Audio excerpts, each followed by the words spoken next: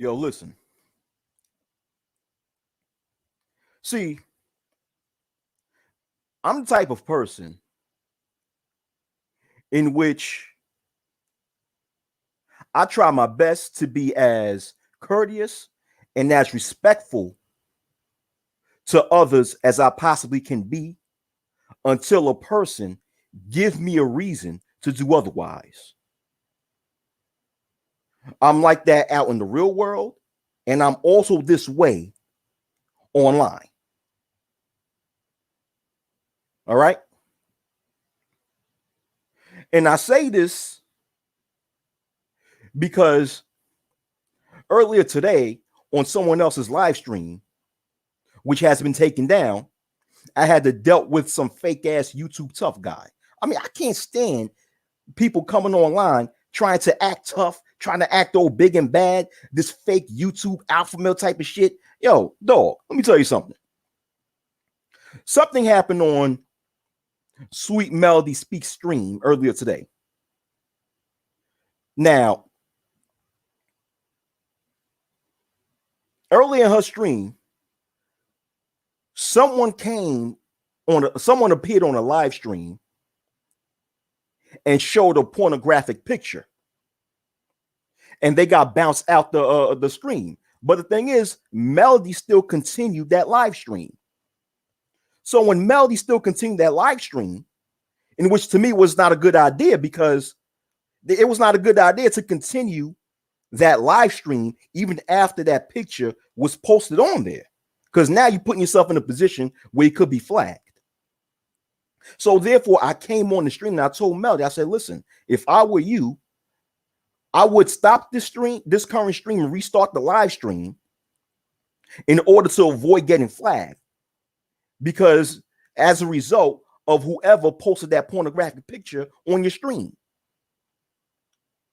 And when I said that, you had other people that had a difference of opinion, which is fine. Which is fine. Other people claim that, no, you don't have to restart the stream. You can just edit. You can just go to YouTube Studio and edit cut that scene out and still have the stream up there. But then when people made that opinion, I replied by stating that, hey, editing your video on YouTube Studio is going to take a very long time. So the easiest way to solve this issue is to start another live stream. That's it. It's easy, it's quick. And afterwards, what Melody should do would be the good idea is to invite people on the stream through email only, in which you could just email the individuals that you're familiar with the link to the stream, right? In order to prevent these types of things from happening again, because Melody has been a victim of trolls. Yeah, like so many times Melody have been a victim to that, in which she would have trolls that would either appear on a live stream and flash their genitalia, or will post pornographic pictures up. Therefore, putting her content in danger of being flagged or having some sort of strikes on you. So I said the easiest way to avoid that is just to restart the stream. And when I was saying that, then you had some idiot who came on there and started interrupting while I was speaking. And I told this to him, like, yo, don't interrupt me while I'm speaking. Then he tried to act tough and tried to act like he had this, tried to act all tough and started, resulted to making petty insults. So I started insulting that person back. You see, in this case, when you try to act like a tough guy with me, I'm going to match your energy. I'm going to match your fucking energy. Listen, I'm not the type of person that you want to disrespect. I don't play when it comes to disrespect. And this guy kept on, screaming, talking, cursing, talking all this bullshit. And then I heard him said, I said not to restart the live stream. I said not to restart the live stream. And I'm like, what? I'm like, who are you? In my mind, I'm like, who are you to say that? This is not your live stream. If this guy is not only this, this online tough guy, or try to be this online tough guy, but he also thinks that his word is absolute. Like, motherfucker, I don't know who you think you are, nigga, but you ain't shit to me. The fuck? Yeah. And then the live stream stopped, right? The stream stopped. Melody ended that live stream. And most likely she put it in private. But remember, Melody uses StreamYard in order to do her live stream. So when the live stream ended, this retarded nigga was still on StreamYard talking shit. I don't get that. He was still talking shit. Like, he one of these niggas that want the last word like a little bitch. So I ended up leaving. And then when Melody started his new live stream, she started her new live stream. Like, she restarted the live stream. And after she restarted the live stream, here goes the same retard started speaking about my channel. Like, nobody, making comments saying nobody care for your channel. And I'm sitting there like, okay, that's all you have? And I asked him, I said, okay, was that supposed to hurt my feelings or something? I'm confused. I'm like, if you're going to insult me, you have to do a better job in insulting me. And talking about my YouTube channel, I mean, that's just not good of an insult. And then this person was resorting to utilizing argument points that females usually use. He starts making assumptions about my economic status, saying you don't have no money. I'm like, God damn. I'm sitting there like, God damn, now you acting like the black woman that you critique. And that's the funny part I don't get with a lot of these so-called black males in this space. They don't realize how they utilize the behavior. They don't realize how they engage in the same behavior patterns that this black female also engage in. I mean, they come on here and complain about the so-called black female and her bad behavior, but then turn around and reenact that same bad behavior. But then people in the space wonder why a lot of people find this space to be a fucking joke. So going back to this retard that was then talking shit to me in the comments section, right after Sweet Melody Speaks restarted her live stream, this retard was making assumptions about my economic status, although he don't know shit about me, saying you don't have no money, blah, blah, blah, blah, blah, blah. So I told him, you go, girl. I said, you go, girl. And in parentheses or in brackets, I'm just treating you like the black woman that you're acting like. That's it. And afterwards, I didn't say nothing back to this nigga. I mean, there's no need for me to do so. There's no need for me to do so. I killed it right there. I mean, and 9 times out of 10, well, actually, this piece of shit is actually older than me, in his 40s. I don't know what it is with a lot of so-called black males on here who are in their 30s, 40s, 50s, and 60s to behave in such a retard manner. I mean, it all started because he tried to be disruptive and tried to interrupt me while I was speaking, and I did not allow him to interrupt me. See, I'm not going to let you interrupt me while I'm speaking. That's just not going to happen. And I'm that way in real life also.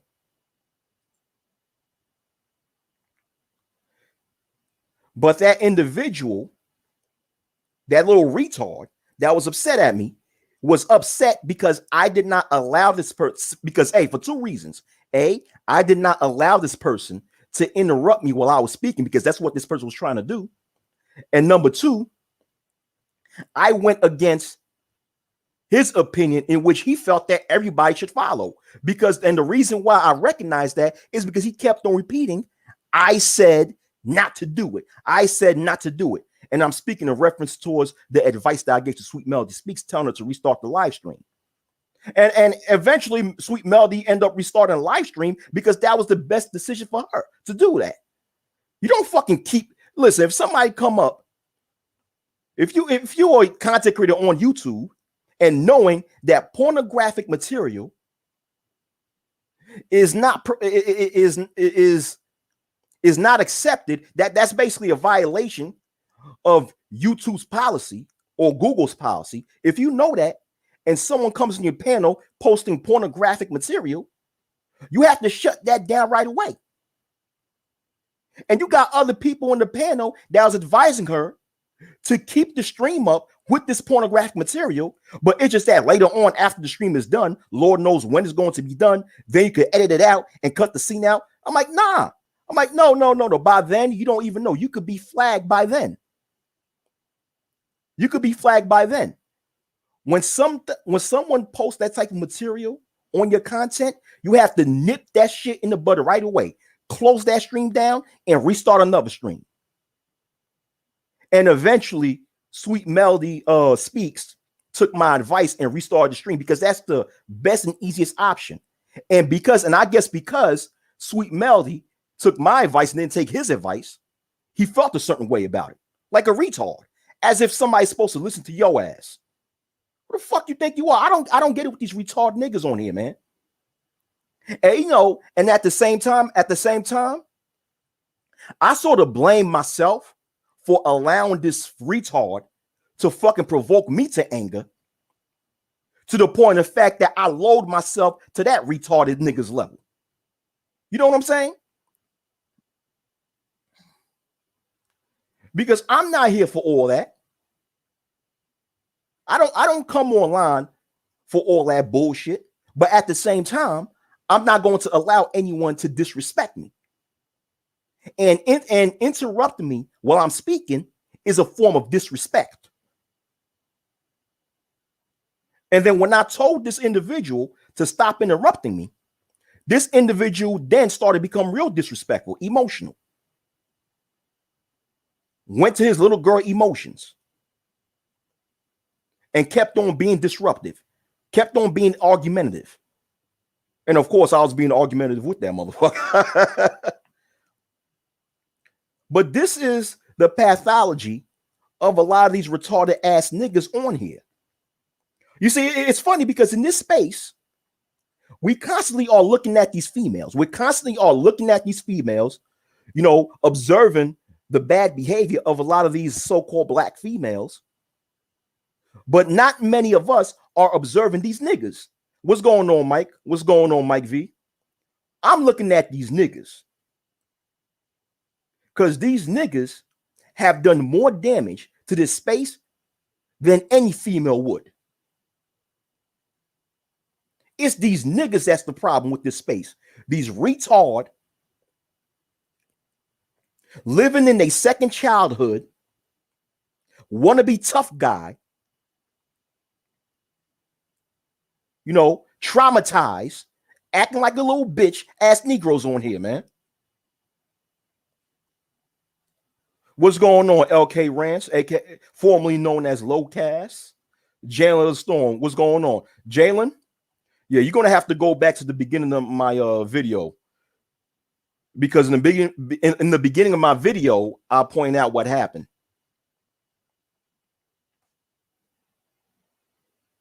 And this same individual who I had it on, see, I knew something in the back of my mind told me that I was going to get into an argument with this individual one day, because whenever this individual showed up on Sweet Melody Speaks' live stream,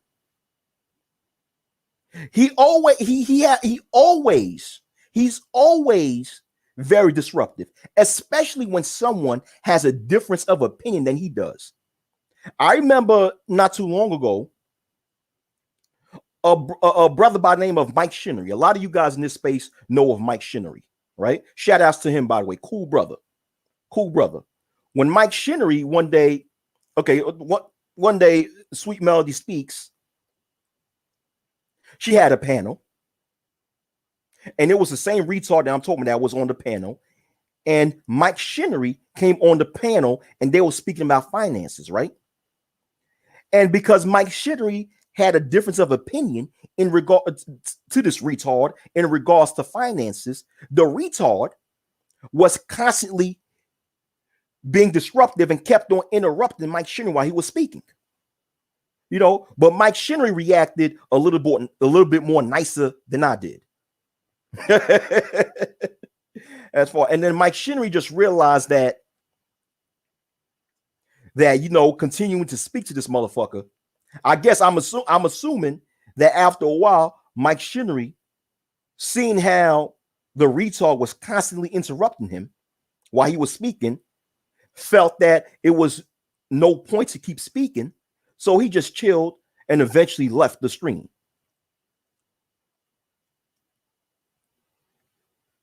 But this individual and people like him, there's other people like him. Those guys make live streams problematic. Those retarded motherfuckers who's living their second childhood, who's living a fucking second childhood on YouTube, they are a detriment to productive panels. You cannot have a productive conversation with these types of motherfuckers on there. You can't.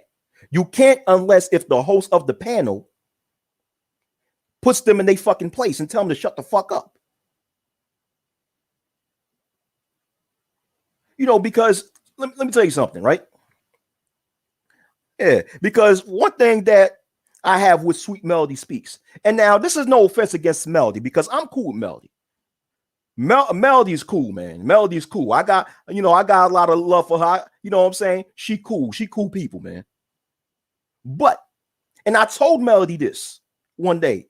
You know, I told Melody this on the chat. So what I'm telling you about Melody is something that I directly said to her. So it's not like I'm talking shit about her behind her back, but I told her one day that she have to have more control over her panels. Because if you don't have, and I say that because Melody would just sit down and just allow people to be as disruptive as possible, to be as loud and raunchy as possible. And her being a host of a panel, you know, being a host of her own panel, she does not set a level of order. She doesn't. And you gotta realize that if you're a content creator who hosts live streams, you're going to have people within the audience that's going to observe how you operate. And when they see that you're not a person who brings a lot of order to your panels, they will come on your panel and be a fucking loose cannon and be very disruptive.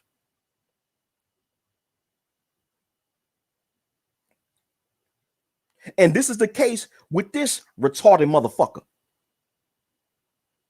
Like I don't have tolerance when it comes to disrespect, man.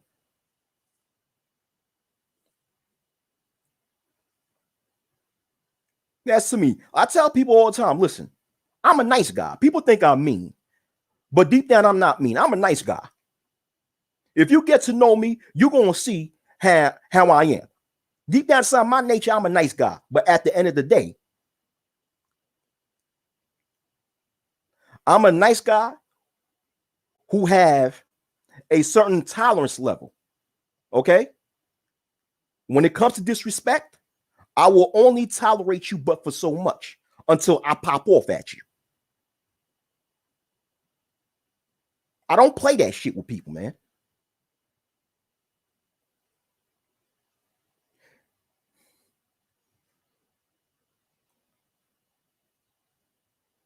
You guys are, yo, man, it's like a lot of you content creators who create content and who host open panels, you got to have more control over your panels, man. You got to have more control over your panels. And if someone tries, and if you got to be able to recognize who the loose cannons are or who the potential loose cannons are. And if you do, you got to put them in their place right away.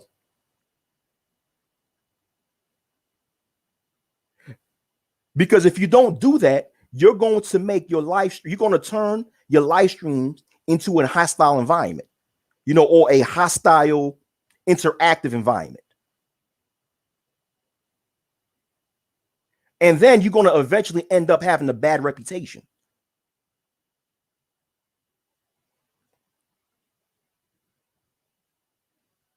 I see this happen over and over again.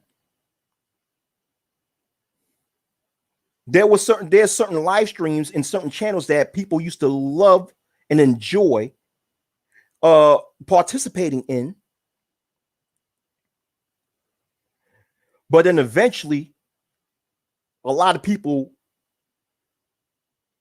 was no longer comfortable joining these live streams. Because why? Because the hosts of these other live streams would allow loose cannons to come into the live stream and be very disruptive, to the point that people didn't feel comfortable anymore and they just left. You know, Sweet Melody Speaks, if she doesn't have, in my personal opinion, if she doesn't have more control over her live stream and have more control over these loose cannons or these potential loose cannons who can easily become disruptive, her panels is going to eventually become unpopular.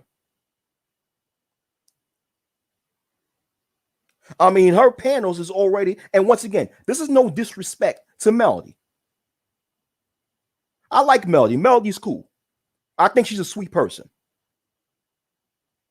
But I do think that she has to be more assertive when it comes to controlling her live stream, because her panels, Sweet Melody Speaks' panels, is already having the reputation of being the quote-unquote nigga stream, with people arguing fuss like niggas.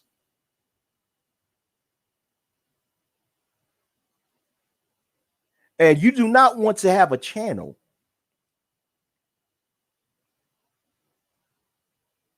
that have that type of reputation, especially if you have a message that is contrary to that type of image.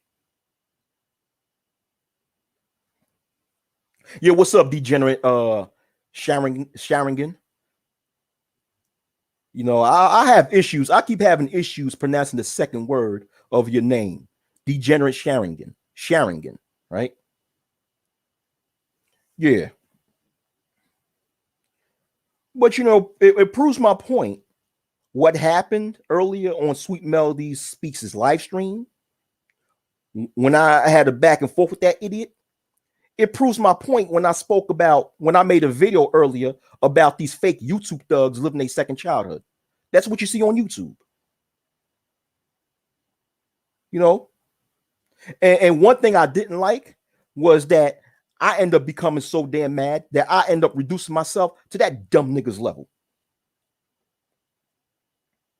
And started acting just like that dumb nigga when I was arguing back and forth. That's one thing with retarded niggas. Retarded niggas can easily provoke you and just piss you the hell off. That's why when it comes to retards, you have to have a level of patience. You got to have a level of patience, man. In which that's one of my flaws. One of my flaws is that I don't have a lot of patience for fucking stupidity. You know, I don't have like a large tolerance level for stupidity. I don't have a large tolerance level for nigga shit. So because of that, when I see niggas come at me on some nigga shit, my natural nature is to put my foot on their fucking necks. I don't play that shit with people, man. And I'm like that in real life. Like I said, in real life, I'm a nice guy, but I don't tolerate certain things. I'm a nice guy in real life. In real life, I'll sit back, chill with you, have a good conversation with you. We laughing, we joking around. People that know me in real life will tell you that about me. But when you become disrespectful, I become a different individual. I become a different human being. And I'm the same way online. I don't fake the funk. As a matter of fact, it's hard for me to fake the funk because I'm a bad liar. I'm bad at lying. So instead of lying and trying to present an image that I'm not, I might as well just be myself and be honest. What's up, She? What's going on? Yeah, man. So for all you content creators out there, you have to have a better vetting process when it comes to the types of people that you allow on your stream. And you have to have more control over your live streams. Because if you don't, the reputation of a channel is going to easily decrease. I've been here long enough to know that.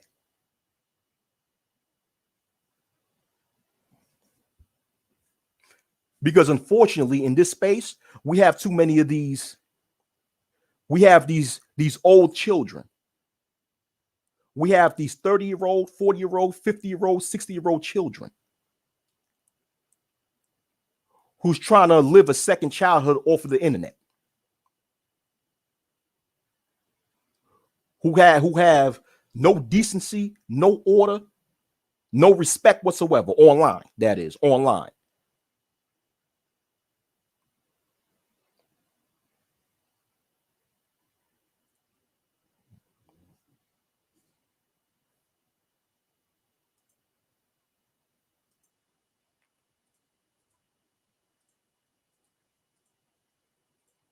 Bunch of damn idiots, man. This is like the second time I got into an argument because some 40-plus-year-old nigga tried to interrupt me, and I prevented that individual for interrupting me. This is the second time I got into an altercation online due to an individual trying to interrupt me, and me not tolerating that shit.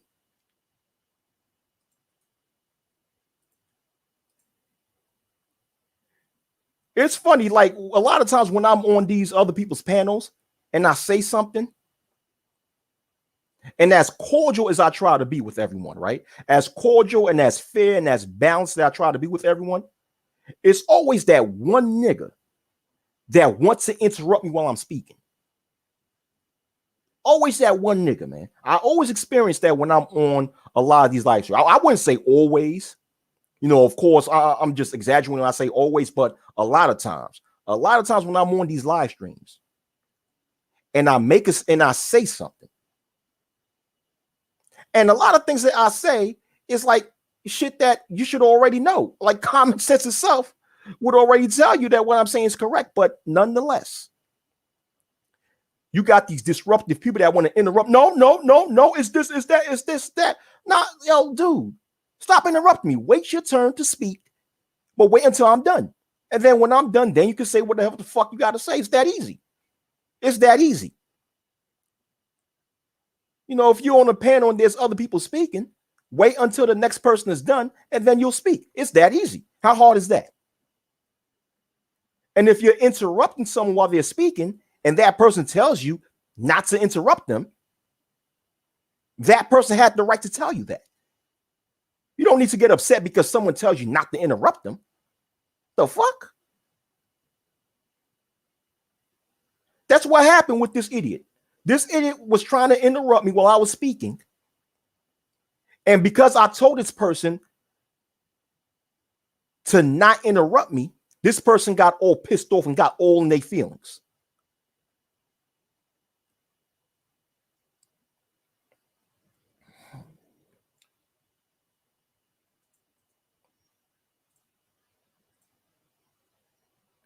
You know, I have the link. I'll post the link to the stream in the chat if you guys want to hop in and speak. And you guys don't necessarily have to hop in and speak on the topic. We could have an open panel and speak about any other discussion.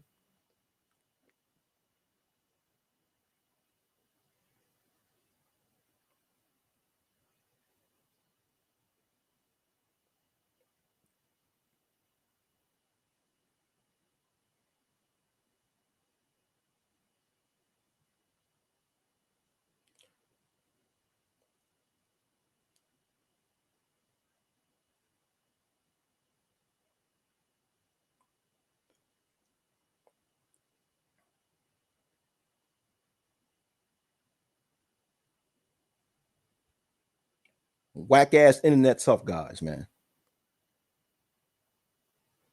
You know, and they come to a point where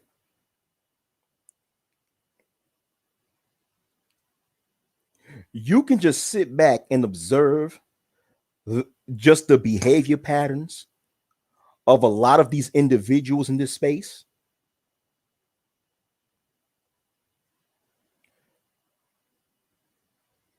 And recognize whether or not they grew up with a positive male role model. You know, I came from an era where, as a man, if you see someone doing something wrong, you have every right to sit down and check that individual. Checking as in correcting that individual. And if you are that individual being corrected, as a man, if a person's correcting you and they're correct in their and they're correct about what they're saying about you, then that person, then you have no right to get upset at that person. I came from that era.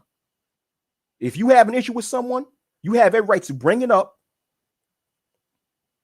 and confront that person, bring it up. And if you are correct about what you stated, then the person that you're correcting, that you're checking, have no right to be upset at you. As a matter of fact, that person that's being checked or being corrected is supposed to accept that correction. That's the era that I grew up. That's the era that I grew up in. That's the type of environment that I grew up in. That as a man, if you do something wrong and someone stands up and corrects you and checks you on it, and that person is, and what that person's saying while checking you is correct, if that person's words are correct, then you have no choice but to accept that correction and take accountability for that. Because if you don't take accountability for that and you get all up in your feelings, now everybody is going to look at you as a bitch. And that's what I see when it comes to a lot of these males on here. There's a specific reason why I refer to people as males and I don't use men, because there's not a lot of men in this society. Whether it's black society, white society, American society, whichever, there's not enough men in this society, in today's society, because these males do not conduct themselves like men. Yeah, I'm gonna get at these niggas. Fuck that. I'm gonna check these niggas, man. Fuck that. Y'all sitting there walking around trying to check these bitches, and these niggas ain't shit. You know, somebody did something wrong to me, and I corrected that person, tell this person, don't interrupt me while I'm speaking. And this person had the nerve to get upset because I told that person that. Like, who gets mad when someone corrects you when you obviously did something wrong? And that's the problem with a lot of males today. A lot of males today do not have enough balls to take criticism. All right, Sheed. Yeah, Sheed, I see. You say you will be up in a few. All right. If you can, if you can't come up, that's on you. Same thing with you, Locast, now known as LK Rants. Yeah, as men, if someone corrects you, all right, if someone come at you, Shalom, Sir Yahoo, if as a man, if you did something wrong, or if you're doing something wrong, and someone comes up to you and tells you that, and they're right about their analysis about you, then you have no other choice but to accept that correction, right? And move on. Accept that correction, acknowledge that you was in the wrong, And you know what? And try your best to correct that wrongdoing that you did and move forward. I mean, there's a scripture in the Bible which states, iron sharpeneth iron. Okay? Iron sharpeneth iron, which is a figure of speech talking about what I just stated about one man correcting another man. Because the only thing correction is a way to make you a much more better person. That's all it is. All correction is to take you. It is when a person is taken away from the road of wrong and led back in the road of righteousness. That's it. When someone corrects you, all they're telling you is to do the right thing. So when someone's correcting, they're helping you out. So if I'm speaking, right, or anybody, if a person is speaking and another person interrupts, and that person who was speaking say, hey, listen, you're interrupting while I'm speaking. Don't do that. Hey, that person is just telling you do the right thing. Have some respect while people are speaking and don't interrupt. The last thing that a person should do in that position, I'm speaking of the person that was interrupting, is get upset just because they're being corrected. But that's what you have now in this society. You have a lot of males who get upset all because a person is correcting them. It shows you how you don't have a lot of men in this society. What's going on, Third Ward Colombian? You don't have a lot of men in this society. This is why when I speak about the genders, I utilize male and female, because society does not have a lot of men and women. Nah, that's gone. Gone are the days where society had a lot of men and a lot of women. Gone are those days. Those people are far in between in today's society. Yeah, no problem, Third Ward, no problem. You cool people, Third Ward, no problem.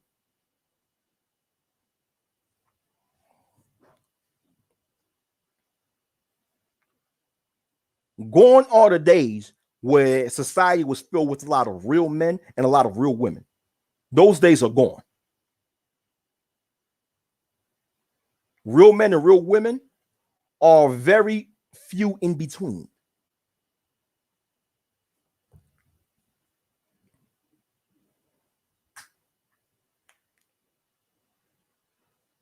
You got a bunch of adult males.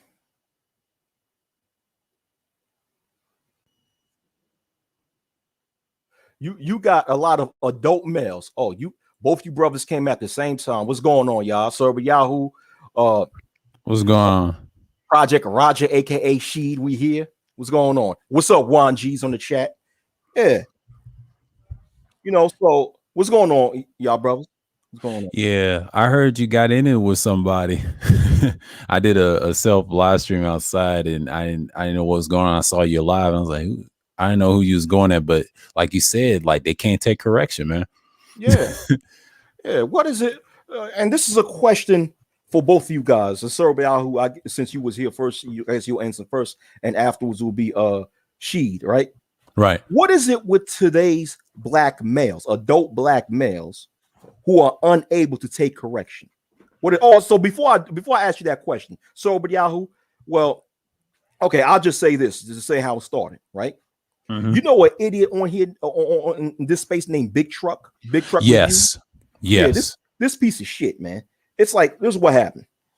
When I was me and him and other people, we was on Sweet Melody Speaks stream, right? Right. Now she took that stream down because what happened is that a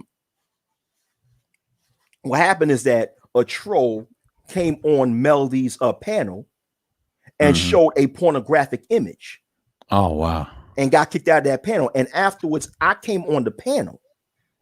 I came on Melody's panel and I told Melody, I said, listen, if I were you, I would restart the stream, because being that someone posted this pornographic image on your panel, you're in danger of being flagged, right?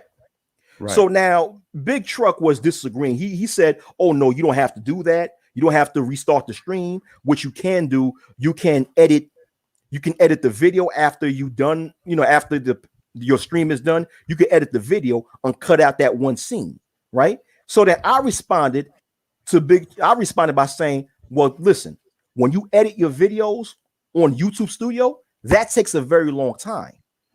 That takes a very long time. So the easiest and fastest way to get rid of this shit is to shut down the current live stream and restart another one. So right in the middle of me saying that, the idiot named Big Truck started interrupting while I was speaking, started yelling. And I said, yo, don't interrupt me while I'm speaking. Mm-hmm. And when I said that, that's when he got an attitude and he started, resort to making petty insults. So I started insulting him back. So me and him got into an all-out argument. So basically and so what I'm speaking about is that, okay, all this situation started is because his bitch ass cannot handle correction. I was speaking. Mm-hmm. He was interrupting me while I was speaking.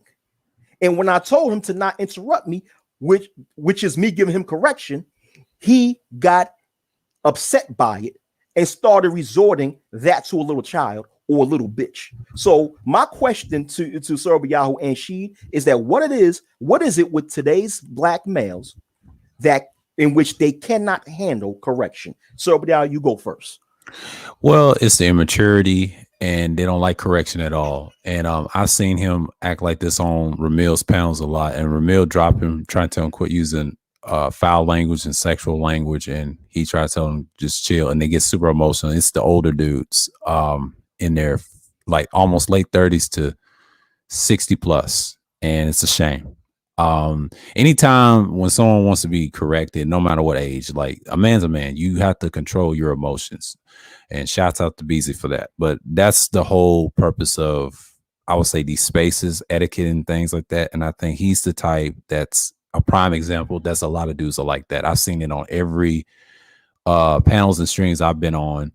Well, actually, I've been in chats, but I've seen on panels too. Even Kuda's like, these dudes are super emotional. And they try to correct each other and things like that, but they act emotional and they can't handle real correction, like interrupting, like you said. See, like I said, the top three that's structured, I said you, Go Professor, and BGS are the only ones that structured. And I put Art, and I'll say myself a little bit because we're in the top 5 is structured. We want a decent panel with conversation. And then I hate to say this, Go Professor does not allow foul language on his channel.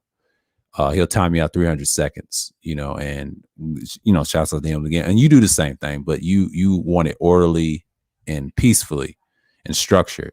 And that's the way it should be. And most of these dudes cannot handle that. They'd rather just, it's the excitement of the conversation.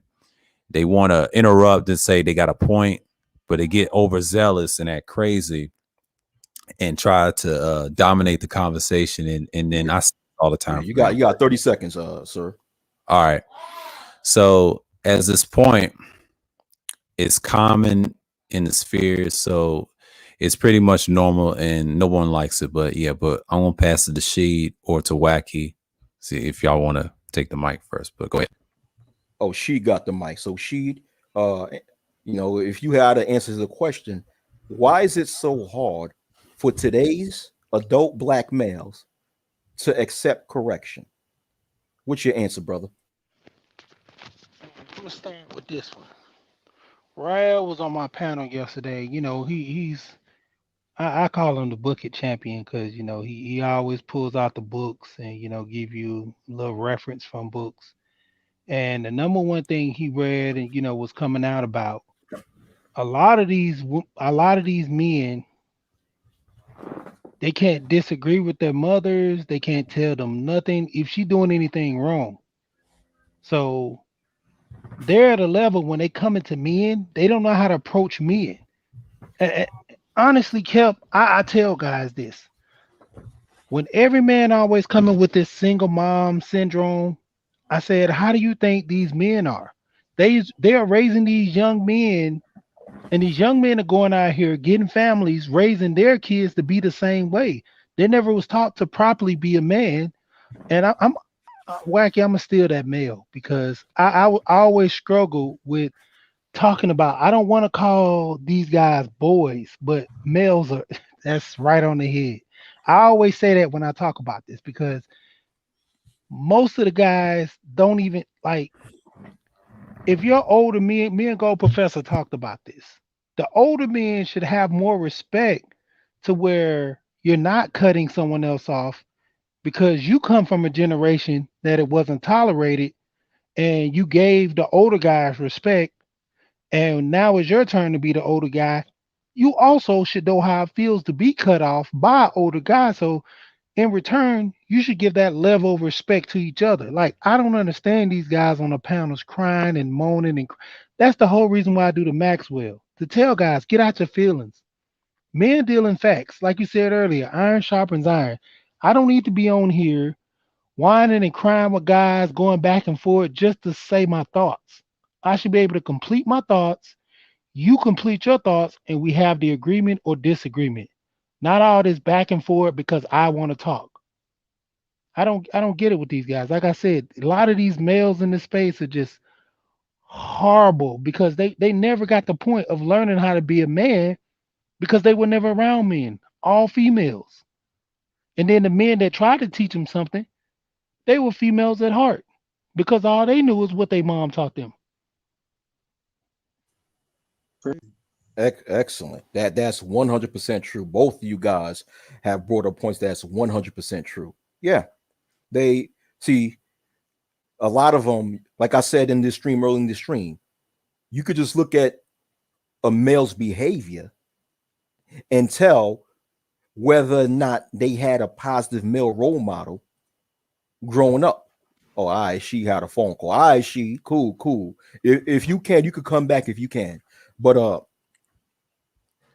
you can tell, but just by their behavior, if whether or not they grew up with a positive male role model. And you could tell that because a lot of them start to reenact the behaviors of their mothers. Because unfortunately, with a lot of so-called black males, their mothers or grandmamas or just the older females in their family are the only role models that they had. So they start to reenact, that female behavior. And that's what you see on here. Right. And at the same time, these same males, well, they're niggas also, but I'll be a little say males. These same males have the nerve to critique females. It's like you're critiquing females, but you're acting like them. The fuck? Yep. Yeah. You got the mic, Sir Biao. Yeah, it's just like I said earlier, like individuals like that, he exists. I mean, there will always going to be problems in the sphere like that. And that's why I'd say a lot of the females be looking at dudes like this, no matter if they're from the pink pill, wherever community is, they're going to look at us like Aaron Fountain does. He raised the mirror. It's the maturity level, and that's why he don't debate with those guys in the sphere. And then you got folks like this want to interrupt, get emotional. Like she said earlier about the single parenting, that's part of it. See, I have a structure. I came from a 2-parent home system, and it worked very well for me. And I was raised by elder people and grandparents and things like that, show me structure. You know what I'm saying? But these dudes never had that. That's why I never bragged in their face in school, like classmates that had single parenting, and I saw it was ugly. I've seen the traumas, but don't bring it on YouTube like that. I mean, that's just crazy. Right. Don't bring it on YouTube like that. Don't, and don't bring it to life, period. I mean, you after a while, right? When you grow to a certain age, and have a certain level of experience in life, you have to be able to sit back and self-reflect on who you are and look at yourself in that mirror and self-reflect who you are and be able to recognize certain flaws in you and acknowledge that, you know what? I got to change this flaw about me. I have to change this flaw about me. I have to improve in this area. People have to have the ability to self-reflect, especially when you're over there. I'll say that once you hit your 30s, you're supposed to have that ability. But facts. But that comes with responsibility, and it comes with acknowledging that shit stinks like everybody else, and people are just too afraid to acknowledge that about themselves. And because people don't self-reflect on themselves. All right. And that's one reason why they engage in this type of behavior and continue to engage in that type of behavior. But I'm going to let Soul and Black speak. Give him the mic. You got the floor. Shalom, Soul and Black. Shalom. Shalom, guys. I kind of go ahead. I'm kind of like getting myself set up. Okay, shalom. All right, cool. So, Sir Yahoo, you got the floor. Yeah, just like you said, man. Like they just don't have self-respect for themselves. You know, I learned this probably in my late 20s when I had my last job, and since I came back in these spaces, once I turned 30, I would say like 2018. I was a little different back then. I was still working at the time, and then left it around the fall. And then the next year prior to that, you know, I have a self-respect for myself. And then when I come back to these spaces at age 32, I was mature on these panels. You know, sure, I had my little fun and trolling first. I'm trying to transition to stop. That's my biggest transition, trying to be a better person myself. In your 30s, your early part of your 30s, you can have a little fun. But once you get older, when you get to like almost mid-30, and I realize the reflexes just goes. You know, I can't do certain things like I normally do, because when I realized on YouTube, I said, man, I'm done with the semi-trolling thing, you know, because I'm trying to focus on my content and myself, you know, but get emotional in a conversation when someone disagree with you. Always right. That's one of my pet peeves. I can't stand, and that's just that I just can't stand. But I'll give it to Soul and Black. Yeah. Okay. What's going on? What's the conversation? You know, I talked to you, Weck. I was like, okay, Yeah. where we at now? Oh no. This is basically, I'm just speaking about right now. I'm just speaking about a lot of today's black males, how they're unable to take correction. How when you try to correct them, they get very emotional and start to get very defensive. And where that stemmed from is due to a situation I had with some bitch ass nigga earlier today in someone else's panel. You know, that, you know, the bitch ass nigga, you know, started interrupting while I was speaking. And I told this person, stop interrupting me or don't interrupt me. And that person got all in his feelings and he started getting defensive. So all of a sudden it started becoming an argument, me and him going back and forth. So, but once again, it stems from this stems from him not being able to take correction when I told him to not interrupt me. And I had every right to tell him that. So, and I realized that even in my real life, when I had to check people because they did something wrong, they got defensive, want to argue about it. So my thing is, what is it with today's so-called black males, adult black males, who want to be argumentative when you correct them? So what is it with them? What is that? What is it with that pathology? Part of that is they feel powerless. That's one of the problems. The other thing is they don't have proper self-esteem and discipline. So that's generally what happens, because they may feel, in certain cases too, they may feel frustrated. You know what I'm saying? They're frustrated in their personal life. So being online, I mean, you know how it is. Coming online, some people put their true pictures up. Some people like you and I, we use avatars or don't. Okay. But they feel as though, let me through. They feel frustrated because they really can't get that kind of activity elsewhere. You know what I mean? And they can't do some of the things they can do online that they will do out in public. Like, you know what I mean? You try to do that in public, you might get your lip pop. Yeah. You know what I'm saying? Yeah. So, I mean, it's unfortunate, but there are a lot of dudes who feel kind of frustrated and, you know, they feel somewhat powerless and maybe their esteem is not up to the level it probably should be for them. You know what I mean? And so they got to do whatever they do to lash out because they just got to get it out. That's a very good analysis. And before I let Third Ward speak, you know, thank you for coming, Third Ward, by the way. But yeah, that's a very good point. You know, because in that situation I had with that bitch ass nigga, right? Is because when I told it's because me and that bitch ass nigga, we had a disagreement. And he didn't like what I had to say, so he interrupted me. So when I told him to not interrupt me, I heard him said, I said this, I said that, I said this. And it seemed to me, when I heard him say that, it seemed to me that he tried to have some level of authority on someone else's panel. You know, he tried to have some sort of power by wanting people to listen to him, by him, because you know, when someone says firmly to you, I said this, I said that, they basically trying to get you to adhere to what they say. And I guess he felt some way, because since I had a different opinion, he felt that I didn't adhere to what he had to say, in which I didn't have to, right? So that sort of made him feel powerless. So, you know, that's a good point, Solon Black, that you made. It seems like it made him feel powerless to the point of fact that he had to lash out. So, Solon Black, that's a good point. But Third Ward, thank you for coming on my panel, Third Ward. Welcome. And so the mic is on, you got the mic. How come a lot of these adult black males cannot handle correction?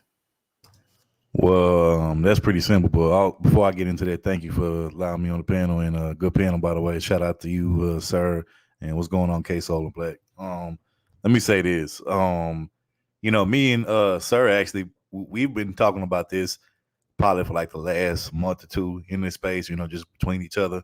And it's a problem that I see all the time in this space. You know, a lot of guys in this space, and really this is just a black male thing from what I see. You know, a lot of us have an issue with, you know, not only being corrected, but we don't like to be wrong about anything. You know, we seem to be the know-it-all, be-it-all of everything, but yet know nothing about nothing. And, you know, that's one of those things that like really frustrate me. And it just like, to me, I feel like as a man, you know, if you as another man can't really correct yourself or just admit when you're wrong or you're misinformed about something, then to me, you know, it's like, to me, I can't deal with you. You know what I'm saying? Because it's like you said, it takes somebody to be able to really like self-assess and self-correct themselves to, you know, be like, okay, you know what, my bad, I was tripping, I didn't know.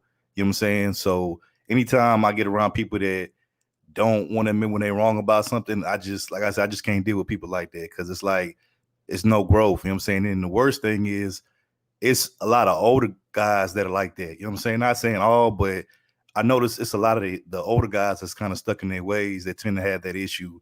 And it's like they always 30 seconds. Okay. They always try to make it seem like it's the young guys that don't know what they're talking about, the young guys that's always wrong. When it's like, a lot of times they be wrong about shit, but they just don't want to admit it, and they be stuck in their ways. But it's there. And it's also, you know, some of the ways maybe being raised by some of these women, you know, a lot of women, you can't correct them because they don't think they can be corrected about anything. So I think that plays a part in it too as well.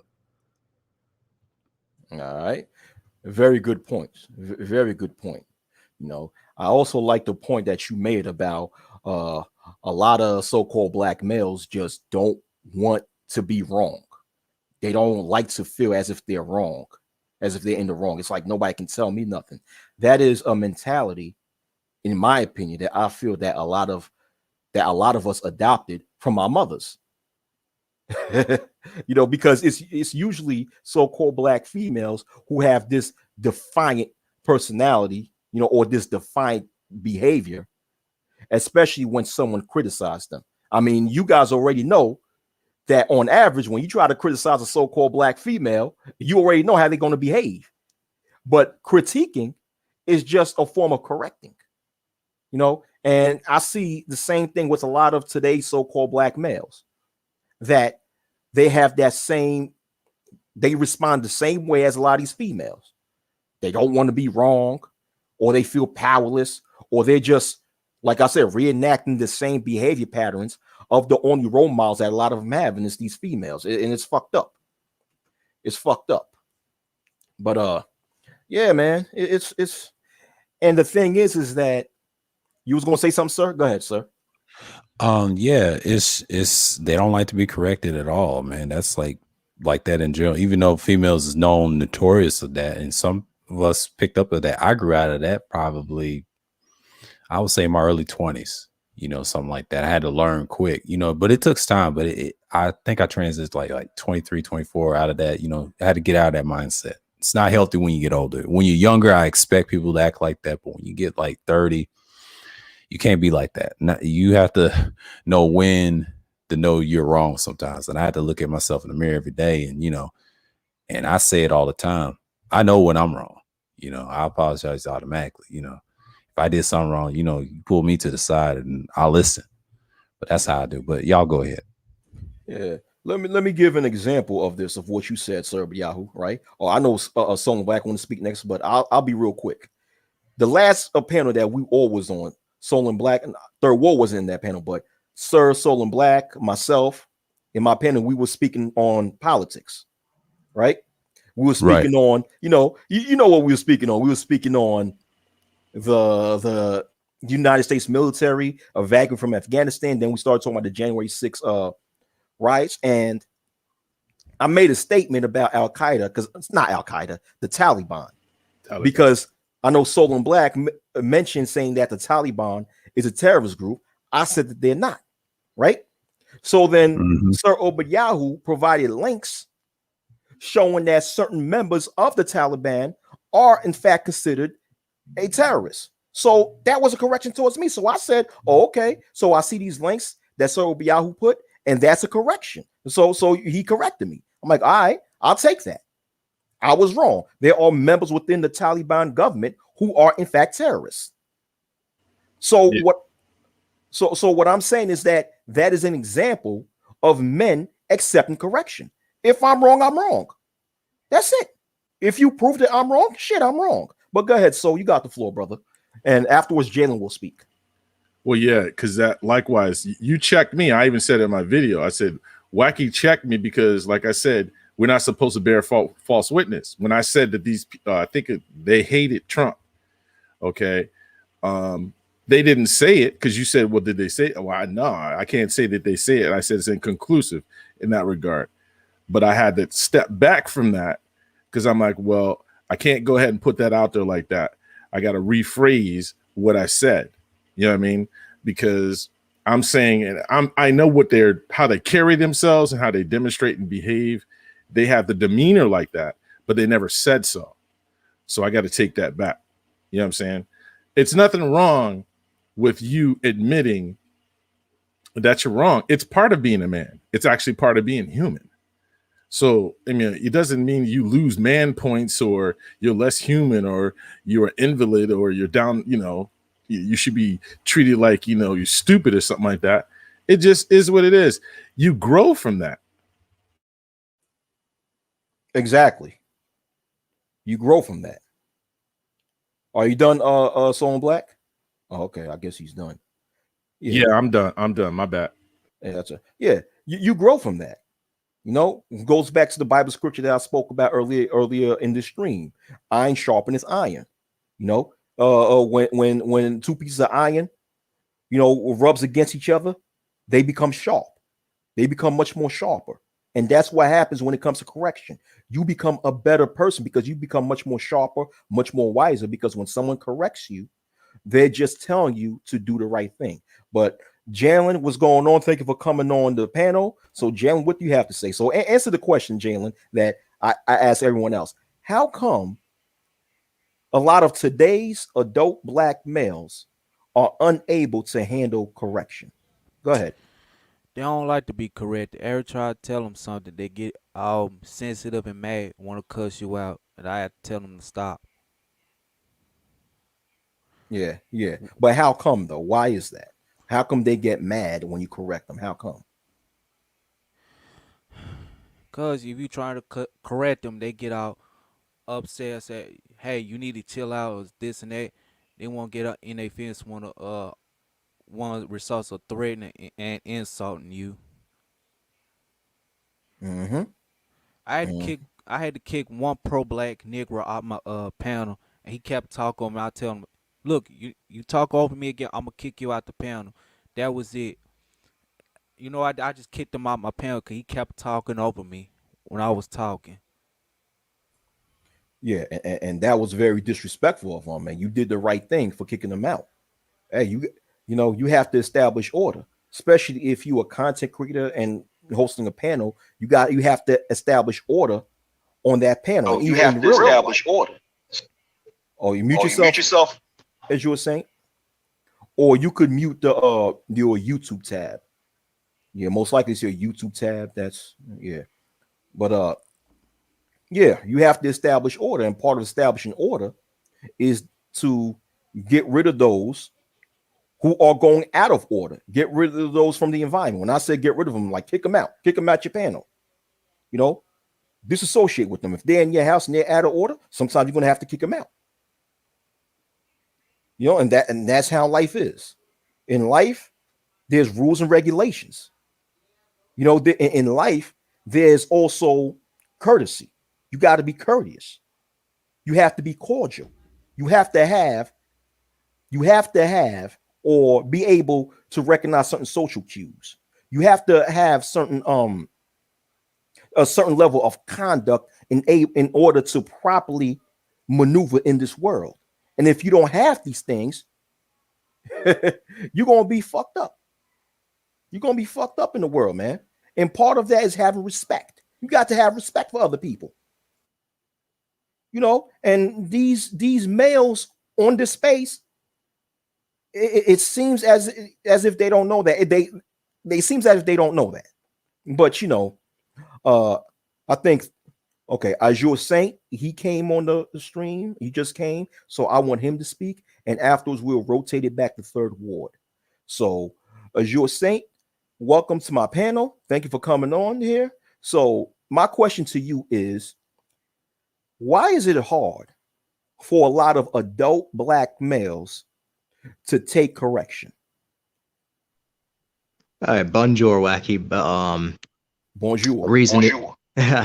but reason for that is because those guys. Is okay if I meant, is okay if I use RBR as an example. Hell yeah! Hell yeah! You can use that idiot. Yeah. I can't stand that motherfucker. Y'all crazy, yo. But anyways, yeah, the reason why. So basically, you got guys like RBR who says they're the truth, right? And you know, it's basically about like they're a lot of these guys do this because they want to always be right, like since they think that they know everything. Like just because you like listen to somebody like Ben Shapiro and Steven Crowder and all those guys and all that stuff, like you now know everything. But no, that's not it. And you know, it's okay to be wrong, but every time I try to tell RBR that he's wrong, he always got to kick me off the panel and just, you know, insults me, calls me a coon. I don't even know. First of all, I never even had a problem with him. I never insulted him or any of that. The first time we met, I never had a problem with him. He just called me a coon for no reason because he thought I was, you know, supporting Trump and all that. But no, that's not true. But a lot of these guys, it's just their ego, like they're just way over their ego, and I think that's you know dangerous for them to have a mindset where you can't actually admit that you're wrong about some things, but you know it's okay to be wrong. Look, I will admit I'm wrong about a lot of things, and you know I'm right about some things. I'm not right all the time, but you know I do admit that I'm wrong. But you know that's how discussions work. Like, you know, we just try to talk over what's true and what's not true and just, you know, have a friendly discussion. That's it. Yeah, I mean nobody. Oh, I think you got to speak on, but mute yourself, Azure. Yeah, but nobody's right all the time. Everybody have a time when they're wrong. I mean, that's just life. Yeah, and that's, you know what? But Azure Saint, RBR does the same thing with anyone that disagrees with him. He's done that with me plenty of times. He's done that with me plenty of times, and you know, and he's another case. He's another curious case of these YouTube retards that don't even have any type of maturity whatsoever. But I told him before that I know he's mentally ill. He's mentally ill. But even though it's still not an excuse for a person just to act out of order, because even mentally ill people have the ability to have respect for other people. But the thing is, yeah, and that's the thing. But that's a good point you brought up, Azure, that a lot of other people in the panel brought up, which is there's this notion with some people who think they have all the answers and they know everything, when in reality, nobody knows everything. So it's like you can't tell them that they're wrong, and they just don't want to accept that they're wrong. And like Azure Singh said, that's a dangerous mentality to have, because if a person cannot accept correction and cannot accept when they're wrong, right? They're just going to live a life of ignorance. They're just going to be so totally ignorant to the point of fact that them being voluntarily ignorant or voluntarily remaining in a level of ignorance is going to get them caught up in a situation where they'll be in real big trouble. I've seen this. I've seen this happen in my real life, and not to me, but I've seen this happen to other people, and I'm sure you guys on the panel experience witnessing that to other people with that same mentality also. Oh, okay. You But want to add Awaki, something? Oh, yeah, go ahead. but and basically a lot of these guys have a problem. Like when you ask them, do you have any evidence or any sources to back up the claim? They don't want to prove it. They just, start getting pissed off. Like, look, that's like going in court. Like, okay, here's the thing.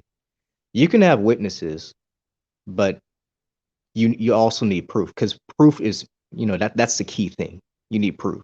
So witnesses don't count. You got to have the proof and the evidence and the sources. Yeah. I mean, I get the gist of what you're saying. Sometimes in court, a lot of times witnesses do count, but having actual evidence, like actual physical or documented evidence, has a lot of leverage and a lot of say so. But when it comes to people on here making claims, yeah, they have to have evidence. And when you ask them for evidence, they utilize all these different tactics to trying to make you look bad. Yeah, I know, because that happens to me all the time. Yeah, but I'm going to give the mic to Third Ward. So Third Ward, what you got to say? Put your stank on it, brother. Another thing I want to add to this conversation, particularly if we just talking about just like this online space right here between us, man. I think, and I got to give a shout out to Beasley on this, but he said it best when he said that a lot of these content creators on here, they have like what you would call online cults, and part of the reason why these guys don't want to admit when they're wrong about anything is because a lot of they fans, subscribers, supporters be, gassing them up and pumping their head up to the point to where, they feel like they can't do no wrong because, a lot of these guys is telling them, oh, you the greatest thing since sliced bread, and, you the king, you this, you that. And it's like they get pedestalized and put on this like, like this platform above everybody, where it's like they're almost incapable of making any kind of mistakes or having any type of flaws. And it's like, when you do that, that's dangerous, because it's like, if you're dealing with a egotistical type of person, they're not going to stop and self-assess any of the wrong that they may be doing or even saying. And so, when you got their fans and, their supporters, feeding them all of this, like pretty much a bunch of yes men telling them, that they're the greatest thing, whatever they want to hear, it just adds to more of their ego and, to their, delusions of grandeur. And just, like I said, they can't really just see reality no more, because all they see is, whatever their fans is telling them. And I think that's another major issue in this space when it comes to these guys not wanting to admit if they're wrong about something, or at least, consider what somebody else is saying might be true over what they're saying. So Third Ward, in other words, what you're saying is that a lot of the followers of these content creators, or just people in general, or these individuals on YouTube in general, their followers are just feeding into their ego. Facts. They to me, they may making it worse to me, if you ask me, because a lot of their followers, they're just that, followers, and they're living vicariously through whoever their favorite YouTuber is, and they're pumping their heads up with all of this fake bravado and confidence that they don't have themselves, but they try to put it into their favorite YouTuber who might have, confidence or have some kind of, something that they don't have. And so, like I said, just makes, 30 seconds, bro. 30 seconds. Makes their delusion, them being delusional even worse, and just makes their ego, kind of boost through the roof. But yeah, that's all I got to say on that. All right, cool. That's a very interesting point.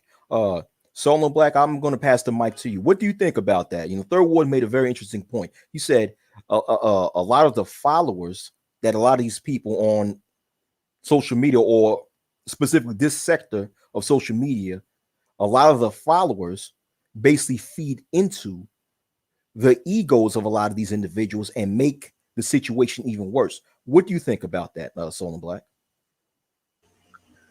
Well, yeah, that's called enablers. That's what we call them, right? They actually enable the particular ideology or pathology is probably more correct. Pathology of this type of behavior. So, you know, we all want to be around people who are going to pat us on our back. You're going to give us, you know, well done. You know, that was what's up. You know what I mean? But we also got to check ourselves and realize that not all that is good.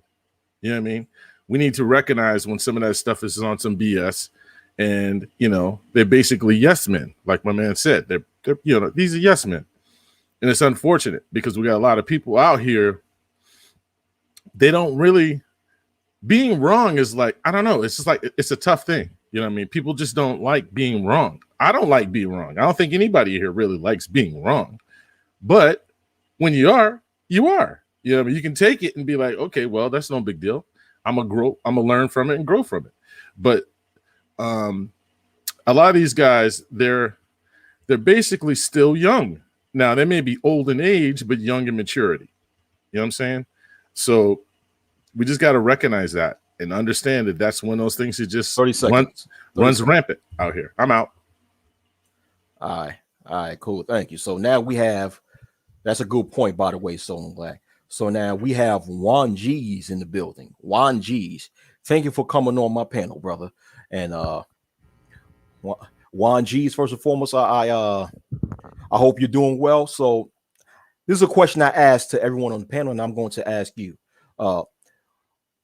Why is it so hard for a lot of adult Black males to accept correction? What is your answer to that? Well, first I'm gonna say what's going on with y'all, and I would say that it's their ego. Like I said in the chat, it's their egos. The egos are so high. Then, like Third said, they have a lot of fans out here. They're just a bunch of yes bobblehead cats, yes men that will just sit around and agree with everything that they do and boost their egos high, thinking that they can say or do whatever they want on anybody's panel. And that's just go to shows that a lot of those people don't have their maturity up high at all, and it's not giving a good look for the young cats that's gonna come into the spaces, you know. But that's all I got to say on that. All right, good point.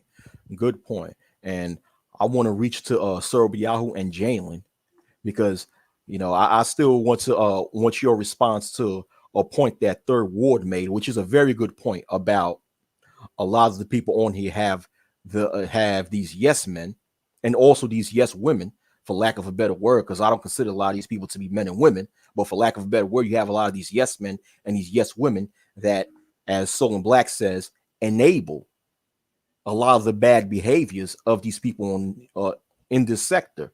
So what do you think about that, Sir Obiahu? Do you think it's true? Do you think it's false? And after Obiahu, I'll give it to Jalen to answer that. It's very true. A lot of enablers have these followers, these cult-like followings. It's done by design, and 9 out of 10, they trying to reach a certain popularity to mainstream, whatever. And even these spaces, like it can be male spaces, Black spaces, you name it. But it's like a Jim Jones effect. What these brothers are saying, I totally agree with, because a lot of times, like we said earlier in the stream, they don't want to be proven wrong, and it's very ego and narcissistic what they're doing. And I see this a lot in the newer manosphere spaces, and I just shake my head every time. My criticism about them, I said this on my streams, other panels, like, dude, this is not good for men, period. And that's the sad part about it, you know. But that's all I had to say, you know. But salute Juan G's for coming up here. But I'm just saying, like, that's pretty much it. I want to pass it to Jalen. Go ahead. All right. And before Jalen speaks, I would like to say, okay, Azure Saint says, had to go for my family. Wacky, thanks for having me on the panel. And okay, thanks for coming on, Azure Saint. Come back anytime, no doubt. But Jalen, you got the mic. So what do you think about what Third Ward Soul and Black, Sir Yahoo, even Juan G's agree with it, as far as a lot of these yes men who are enabling the bad behavior or the egos of a lot of these people on here. What are your thoughts on it? It's true. It's definitely true. Okay. Why do you believe it's true? What third ward Colombian said. Oh, okay. So he basically took the words from right out of your mouth, huh? Okay. Okay. Well, that's good. Yeah. Yeah. That all y'all make great points. All you brothers in this panel made very good point. And I 100% agree with that. You know, I agree with that, but I see things twofold when it comes to that. Yes. There is a factor when it comes to a lot of these followers or the viewing audience who enable this bad behavior, thus cater to the egos of a lot of these people on the internet. So yes, there is that factor that I agree with, but I look at it also from another side too, that okay, even though that you have a lot of these people within the viewing audience who are enablers of this bad behavior, and although you know you got a lot of people that this is what they do for living, they do this for money and what have you, so they want to give what the people want, they want to give what the audience want. So if the audience want to see drama and fuck shit, they do that, right? I get that. But on the flip side, as an adult, as a human being, right, at the end of the day, everybody's responsible for themselves. So just because you have a group of people who are willing to enable that type of bad behavior, you still have the choice to either continue this bad behavior or to correct yourself and not not behave in that way again. So yes, even though to me, I say that the followers, the yes men and the yes women have a portion to blame, but that individual person who behaves this way or behaves in this destructive way on social media still shares a big grunt of the responsibility when it comes to their bad behavior. What do you guys think? I'm going to give it to Juan G's, and then we're going to go clockwise from Juan G's to Jalen to Third Ward. All right, so Juan G's, what do you think about that? I'll say that it's both the fault of the individual content creator or just the individual on social media themselves, as well as the followers. What do you think? I would say it's more of on the content creator actually, because the content creator is going to, based on all his like following my fault, on his following on or what he's saying, they're gonna take everything in and they're gonna maybe agree with it or disagree with it. So I think it's more on the content creator than the following. Okay, cool. And I still believe the following gets a piece of the blame, though. I just say that there's a flip side to it. So what do you think about that, Jalen? Jalen, do you think that there's also a flip side to it, that it's both parties that's responsible when it comes to the bad behavior of a lot of people in this space? It ain't got more toxic, wacky. It got what? It got more toxic. Okay. All right. Wacky, one more question. Did you leave the space or you still in it? I mean, I'm still in it. But you know, yeah. But all right, we're gonna go to. Are you done, Jalen? Are you finished? I'm done. All right. So we're gonna go to Third Ward. So Third Ward, even though you brought up a very good point, Third Ward, you brought a very good point, but I believe that there's also a flip side to it. I believe that when it comes to what you brought up, I don't think there's a unanimous factor. I think that there's another factor involved, in which I just said it's also the fault of the individual person on here to choose to behave that way, no matter how many yes men or yes women that they have. What do you think about that? Okay, so the best way I can explain or respond to what you just asked me is that I look at it like this. I kind of look at it from a 60-40% type split. So 60% I put on the content creator because like you guys just stated, yes, the content creator is responsible for the type of content that he puts out. and what people respond to. But the 40% falls on the supporters and the subscribers. And the reason why I say that is because at the end of the day, there are the ones that are, financially incentivizing these different content creators for said content that they're putting out. And, one of the things that you kind of brought up like 5 minutes ago, and I definitely agree with that, I've noticed ever since I became a content creator in this space, is that, a lot of people will support basically, a lot of fuck shit, a lot of fuck content, the niggas arguing back and forth, calling each other out their names, just the chaotic bullshit. They support that heavily with their dollars, and you see it.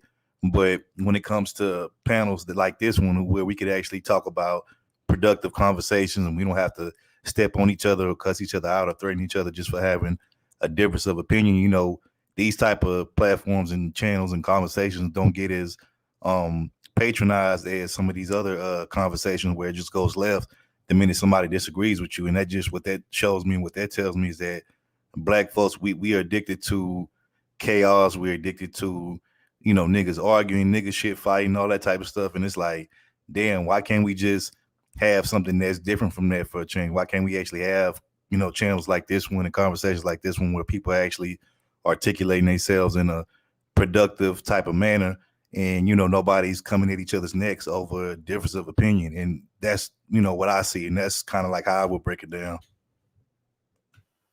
All right, cool. Good point.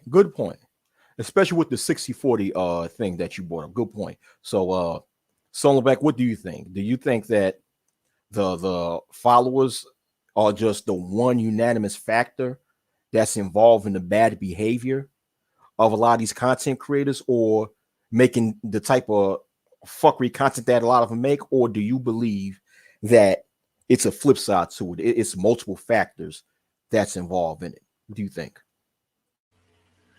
I do agree that it's multiple factors. The reason why I say that is because as a content creator, you can tailor your content to your consumers, right? So if your consumers want that kind of stuff, it's up to you to decide whether or not to put that out there and continue to do that. But you need to be able to carry that in a manner that's worthy of the content you really want to put out there. I mean, there is a level to stop that stuff. It's like, it seems like, it just goes on and on and on and on, and there's no governor. They don't govern this stuff. I can understand you get a little loose every now and then. We can get a little loose, but every now and then, I mean, you should be able to put a governor on it. And I don't see like people willing to put a governor on it. Now, Wacky, you put a governor on it. I try to put a governor, and probably some of the other brothers try to put a governor on it, at least. But I see a lot of the content creators, they just let it run wild. And I'm just like, we're leaving the points that we were talking about originally. Stuff gets all over the place before you know it. And we're off into some totally different issue from what we started from. You know what I mean? Just because of all of that craziness. That's my perspective on it. Could I respond real quick to what he just said? All right. Okay. You know what? I'll give you the floor. I'll give you a good 30 seconds because I want somebody out to speak. Okay. So 30 seconds, brother. Okay. So I would agree with what he said. And I will also say, again, if, a lot of these guys would stop supporting, all of this effery and chaotic conversations, I think a lot of these content creators would change up their topics and their rhetoric on just certain things. But I'll say what I have to say more for the rest for the next go round. All right, cool. So Serb Yahoo, last but never least, brother. All right. So right. So the question, do you believe, as far as what factors cause a lot of these content creators to behave in the destructive way that they do you believe that it's unanimously the fault of the followers to enable that bad behavior, or do you think that there's multiple factors involved in it? It's unanimously multiple factors of both, because 9 out of 10 it's the person's character and the followers and enable and instigate the situation. Even with, if you have a pollinary content and y'all share the same chat and the same audience, that's the problem. Because you got a lot of trolls that circle jerk and double talk all day. And that's the number one reason why I cannot stand the newer spaces in the sphere, because that's why you got a lot of problems and friction. You know, like it gets to a point where a lot of people don't want to be corrected, period. So, you know, it's just one of those things that's the main issues that's going on in these spaces. So yeah, that's all I got to say on it. All right. So Third Ward, you said you had more to say concerning what you were saying. Yeah, I would say this. At the end of the day, like I was saying, you know, if these if these supporters and subscribers would stop always supporting just chaotic stuff and, you know, niggas going back and forth with each other, roasting each other, whatever, you know, I think it would kind of make these content creators have to do more than just, you know, certain topics that they might actually do. And then also I would say this too. A lot of times the mistake that a lot of these content creators make when they first come into the space and start making content or just making a channel per se is, you know, I'm always at a mindset that the way you start is the way you usually going to finish. So if you come into this space, you know, and, you know, your first, like, let's say 10 uploads that you do on your channel, it's not necessarily content, but it's just you putting people's names in your titles and beefing with niggas and other content creators or whatnot, then 9 times out of 10, you're going to build a fan base and a subscriber base of people wanting to see just strictly that, which is you calling out people, putting people's names in your titles and stuff. So at any given point, 30 seconds. So at any given point, if you ever do try to get off of it and move into actually making real content and not just clickbait or beef content, they're not going to accept it because they're used to you doing nothing but beef and clickbait topics. That's it. All right. Yeah. I do. You know what? I do agree with what you're saying, Third Ward, because that's a very good point. That if, you know, if a lot of the viewing audience just stop supporting a lot of the fuckery that we see in this space, then that's going to force, or that's going to put a lot of these content creators in a position to change their content. But once again, although I do agree with that, Third Ward, I agree with that wholeheartedly. But once again, I see it that it's twofold, because at the end of the day, even though I understand, I understand that, yes, there is a money-making aspect to it. And the followers or the supporters, a lot of them pay their money. And and a lot of the content creators live off of that. Right. I understand that. But at the end of the day, the content creators still have a choice to make, like Song Black says, still have a choice to make to whether model their content in a certain way, whether they want to model their content in a way that's going to promote, you know, that ratchet stuff, or they're going to model their content in a way that's going to promote a much more productive message. So the content creators still have that choice. I'm not saying Third Ward is wrong. Third Ward, you're right. But I believe that there's more than one right. I mean, there's more than one right opinion when it comes to this topic. Okay, so I just want to get your opinion real quick before you pass it on. What's your take on, and anybody can answer this to this too, but to what I said, where if you come in, you know, doing content first strictly on clickbait or beefing with niggas and putting niggas' names in titles, that if you ever do decide to make real content and move off of that, do y'all agree that it's going to be hard, especially if that's what your fan base is used to? You know what? That's a very good question. I want everyone to answer this question. So I'm going to start I'll begin by answering you. That's a very good question. I do think, okay, a person in that position, if they decide to change their content, of course, a lot of their audience that were used to their old stuff are not going to like the new transition. But what's also going to happen is that a content creator who's in that position, who changed the quality of their content, is going to have newer followers, because there's always a new follower. When it comes to YouTube and creating content, there's always going to be a new person that's going to subscribe. So although a person from the example that Third Ward gave is going to lose a lot of their old subscribers, but they will attract a new audience and a new crowd of people. And to me, that's a good thing. That's a good thing. So what do the rest of the panel think? I'll start with Juan G's. As far as Third Ward's question concerned, what do you believe? If Juan G's, if a content creator started or began their content or began their whole content by making streams based on clickbaiting or putting other, content creators' names in the title of their videos and start basically concentrate on a lot of fuck shit, but then this content creator change their content and started speaking about more quality and productive things. What do you think? Would it be harder for that content creator to become successful in that realm? To answer that question, I would say yes, it would be hard for them, but I would say it would take time for them if they really want to change their style up and do it like on the evergreen type videos. Then you should then then it's going to take them a while to get it all together and everything. But I think they can do it. So okay. So I wanna get past the mic to Sir Obayahu because Sir Obayahu always speak about the evergreen content. So what do you think? What is your answer? Yes, it's hard for them to change because when you start doing stagnation content in the beginning, it's hard to go evergreen because it seems to come off fake. They'll have fans, but it will hurt their credibility in the long run because it's hard to change because I've seen people do it. Now, me, it's a different situation. When I first came on YouTube on my old channel, I was doing the copyright stuff. That was an easy transition to the Hebrew stuff, probably 2011. That was easy for me, but it was hard to get to 1,000 until 2019, like 5 years to get to that subscription.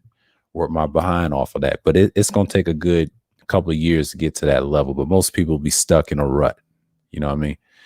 I'll pass it off to Solon Black on this one, but yeah, I already done said my piece on the evergreen part. Yeah, it's hard transition. Sir be constantly passing me the baton. I'm gonna give it this up. I agree though. Yeah, it is a little difficult because once you have a large base, if you get enough people, it's hard for the people to move with you. Okay, so you now have to go searching for new people to fill that void, and it can be very taxing. I went through it myself. Wacky, I think you went through it as well. When you switch up, it's like, wait a minute, a lot of your followers are not necessarily flexible enough to transition as you have. And plus we have a large appetite. There's in this space, we get a large appetite of people who want the dumb stuff. Real talk. That's very true. We have, this desire for the people that want the dumb stuff is so goddamn overly saturated, unfortunately.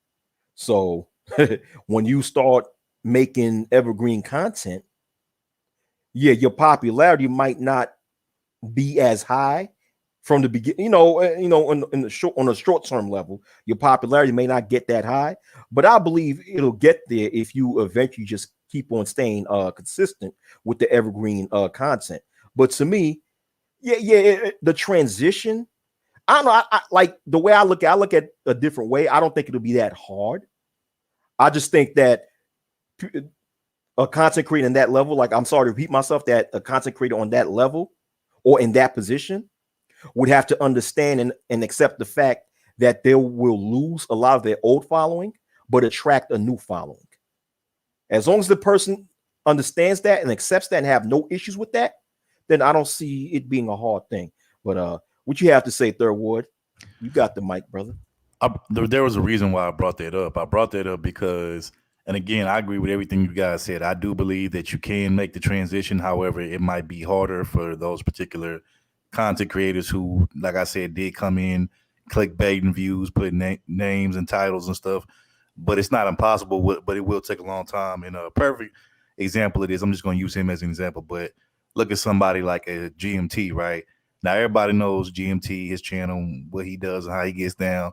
Not to say that GMT couldn't be successful at making real content, but if he ever did decide to quit trolling people and do real content, he probably would lose a lot of his fan base or his subscribers because they're used to a certain level of content, or not content, or just level of, him trolling and doing certain things and stuff, and that's what they go to him for. And I always say this: in this space, you have three types of crowds. You got the crowd that's here for information and trying to learn stuff.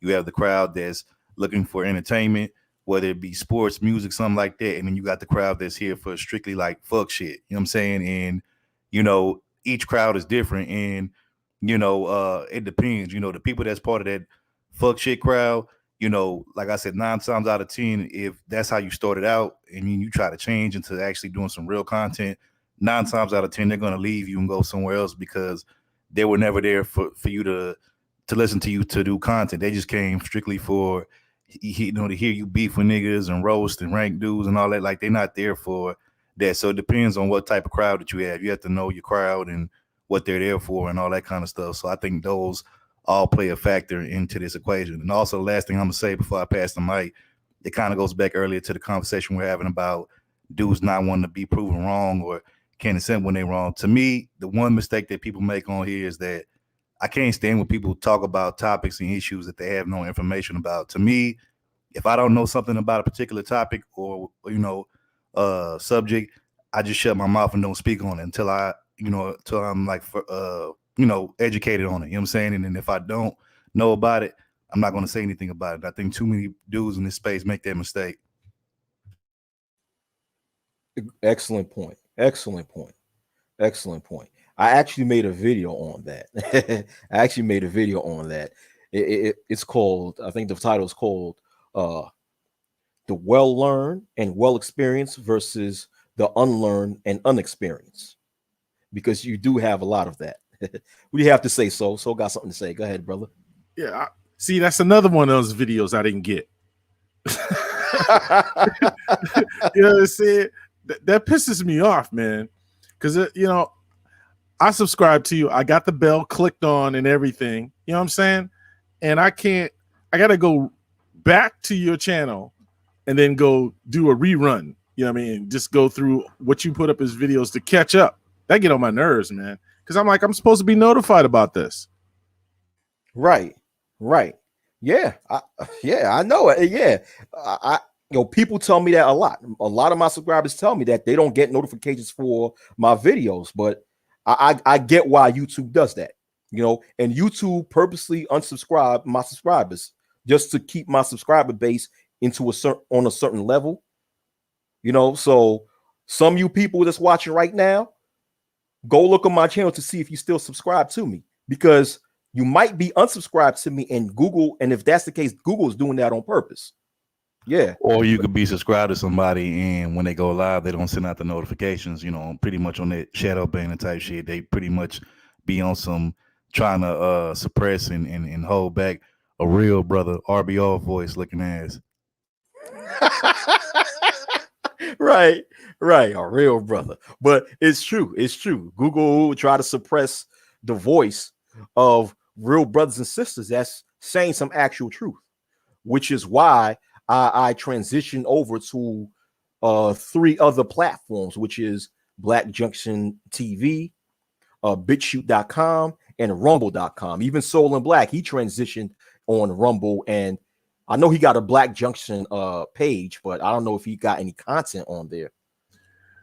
Yeah, I used to have it on because I got Black Junction early, right. And I think they made some modifications or something like that, and then the content got shifted or taken down because I went to my channel. I was like, where's my content at? But it happens. But I'm not there so much, but I do want to put more content over there. But I'm thinking about just going back to Blog Talk, Real Talk, because that way I don't have to deal with a lot of this junk. Oh yeah, I feel you on that. Yeah. Another point I wanted to add to this conversation, because it goes kind of hand in hand with niggas not wanting to admit that they're wrong. You ever notice, and it's kind of funny, I know y'all have noticed this, so the niggas who act like they wrong or never wrong about anything can't admit when they're wrong. Like, you ever notice they speak, it kind of goes to what I just said too, like they speak like they know everything, even though you could tell that a lot of times they don't know what they're talking about, but they speak and go on and on about stuff they have no information or, you know, any facts about. But yet, you know, those be the same people that they act like, you know, when they don't have information on these things, they act like they can't ask a question on said topic that they don't know nothing about. But yet they got all, you know, everything in the world to say about it. Like, I never understood that shit. Yeah. And you know what, Third Ward? And they don't realize that when people like that engage in that sort of behavior, they just make themselves look even more dumb. They just make themselves look dumber. Because asking the question is actually a lot easier than just you rumbling on thinking you know something when you really don't know shit about it. Like that's the easiest thing you could do is ask a question. It's even like this, Yes. you know, when you in high school, college, you know, when the professor say, "Hey, do you have any questions?" A lot of motherfuckers know they got questions. They don't know shit that they talking about, the professor's talking about, but they want to save face and look cool in front of everybody and just not even ask them, "Oh yeah, I know what you're saying. Oh, I understand," knowing damn well they're like, "What the fuck is this motherfucker talking about?" You know what I'm saying? Instead of just be asking a question. But see, I was never like that in school. If I didn't know something, I raised my hand and ask a question because I'm not gonna go home, you know, misled or, you know, uneducated on something, and then I'd be struggling when I get home to do the assignment. Like that was never my issue. Right.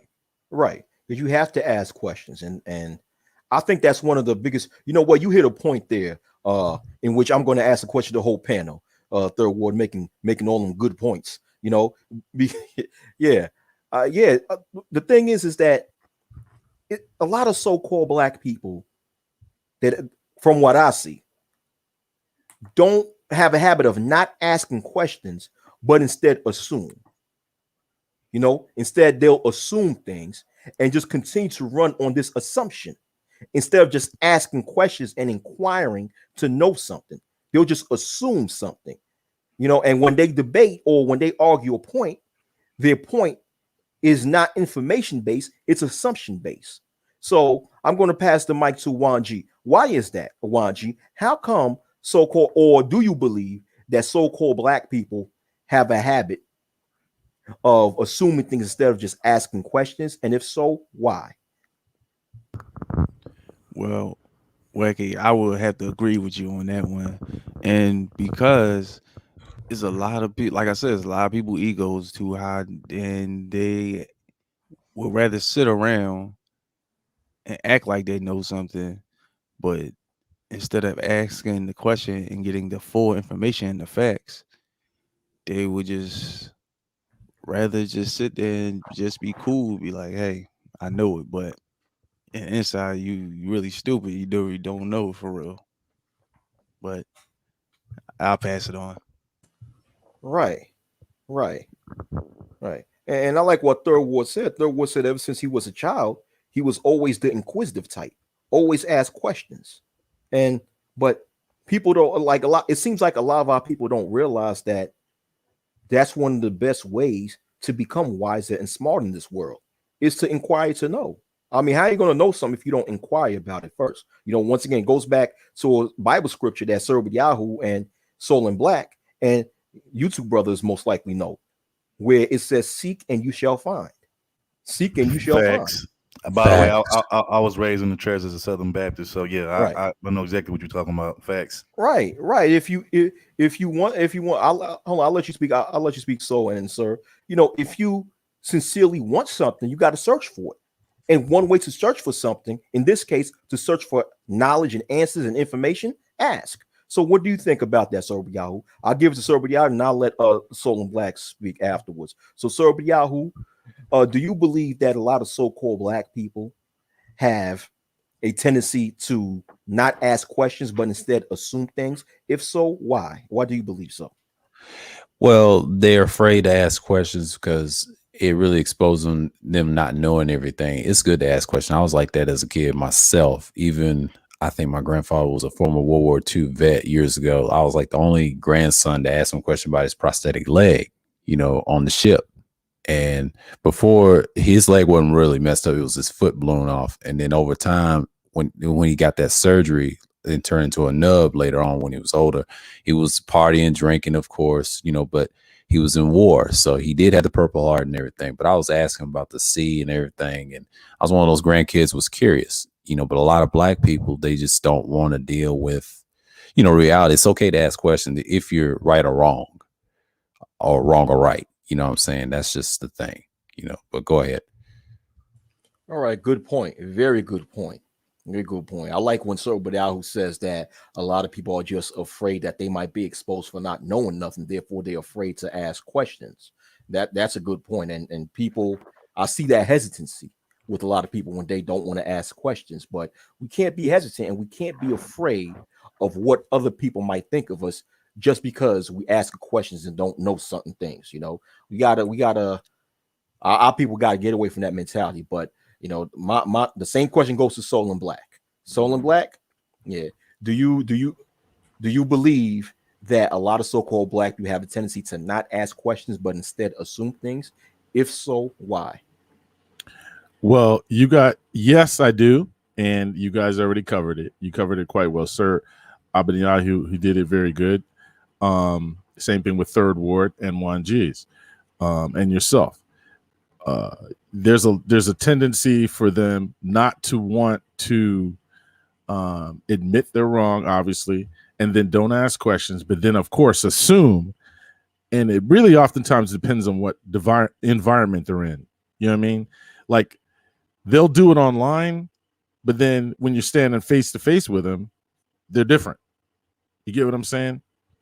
And like you guys, I was brought up, seek knowledge, seek wisdom, but above all things, understanding. So I want to know, you know what I mean? I just don't want to just, be out there and kind of ignorant of what's going on, especially if it's something's important and vital. But, I'm going to just drop Wacky, can I say something about the off topic? Go ahead, brother. Go ahead. Hey, if you guys haven't traded in Bitcoin, get you some Bitcoin right about now. It's doing really, really, really good today. I'm doing Stellar Lumens and Cardano, but it's not just those. It just took off today. So just a heads up. If you guys want to make some bread, I'm just saying. Yeah, man. Hey, take that advice because Soul knows a lot about investing. Trust me. This brother knows. So if he says do it, brother, do it. Yeah.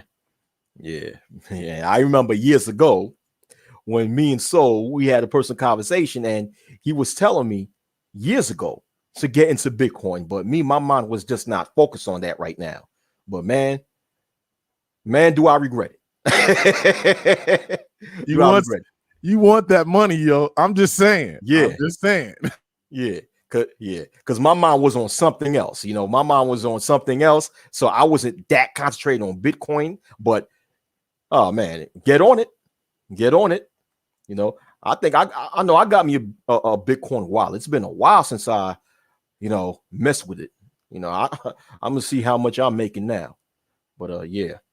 Y'all made some interesting points, man. Y'all made some very, very good points, man. This was a very good panel. I love this panel. Go ahead, Third Ward.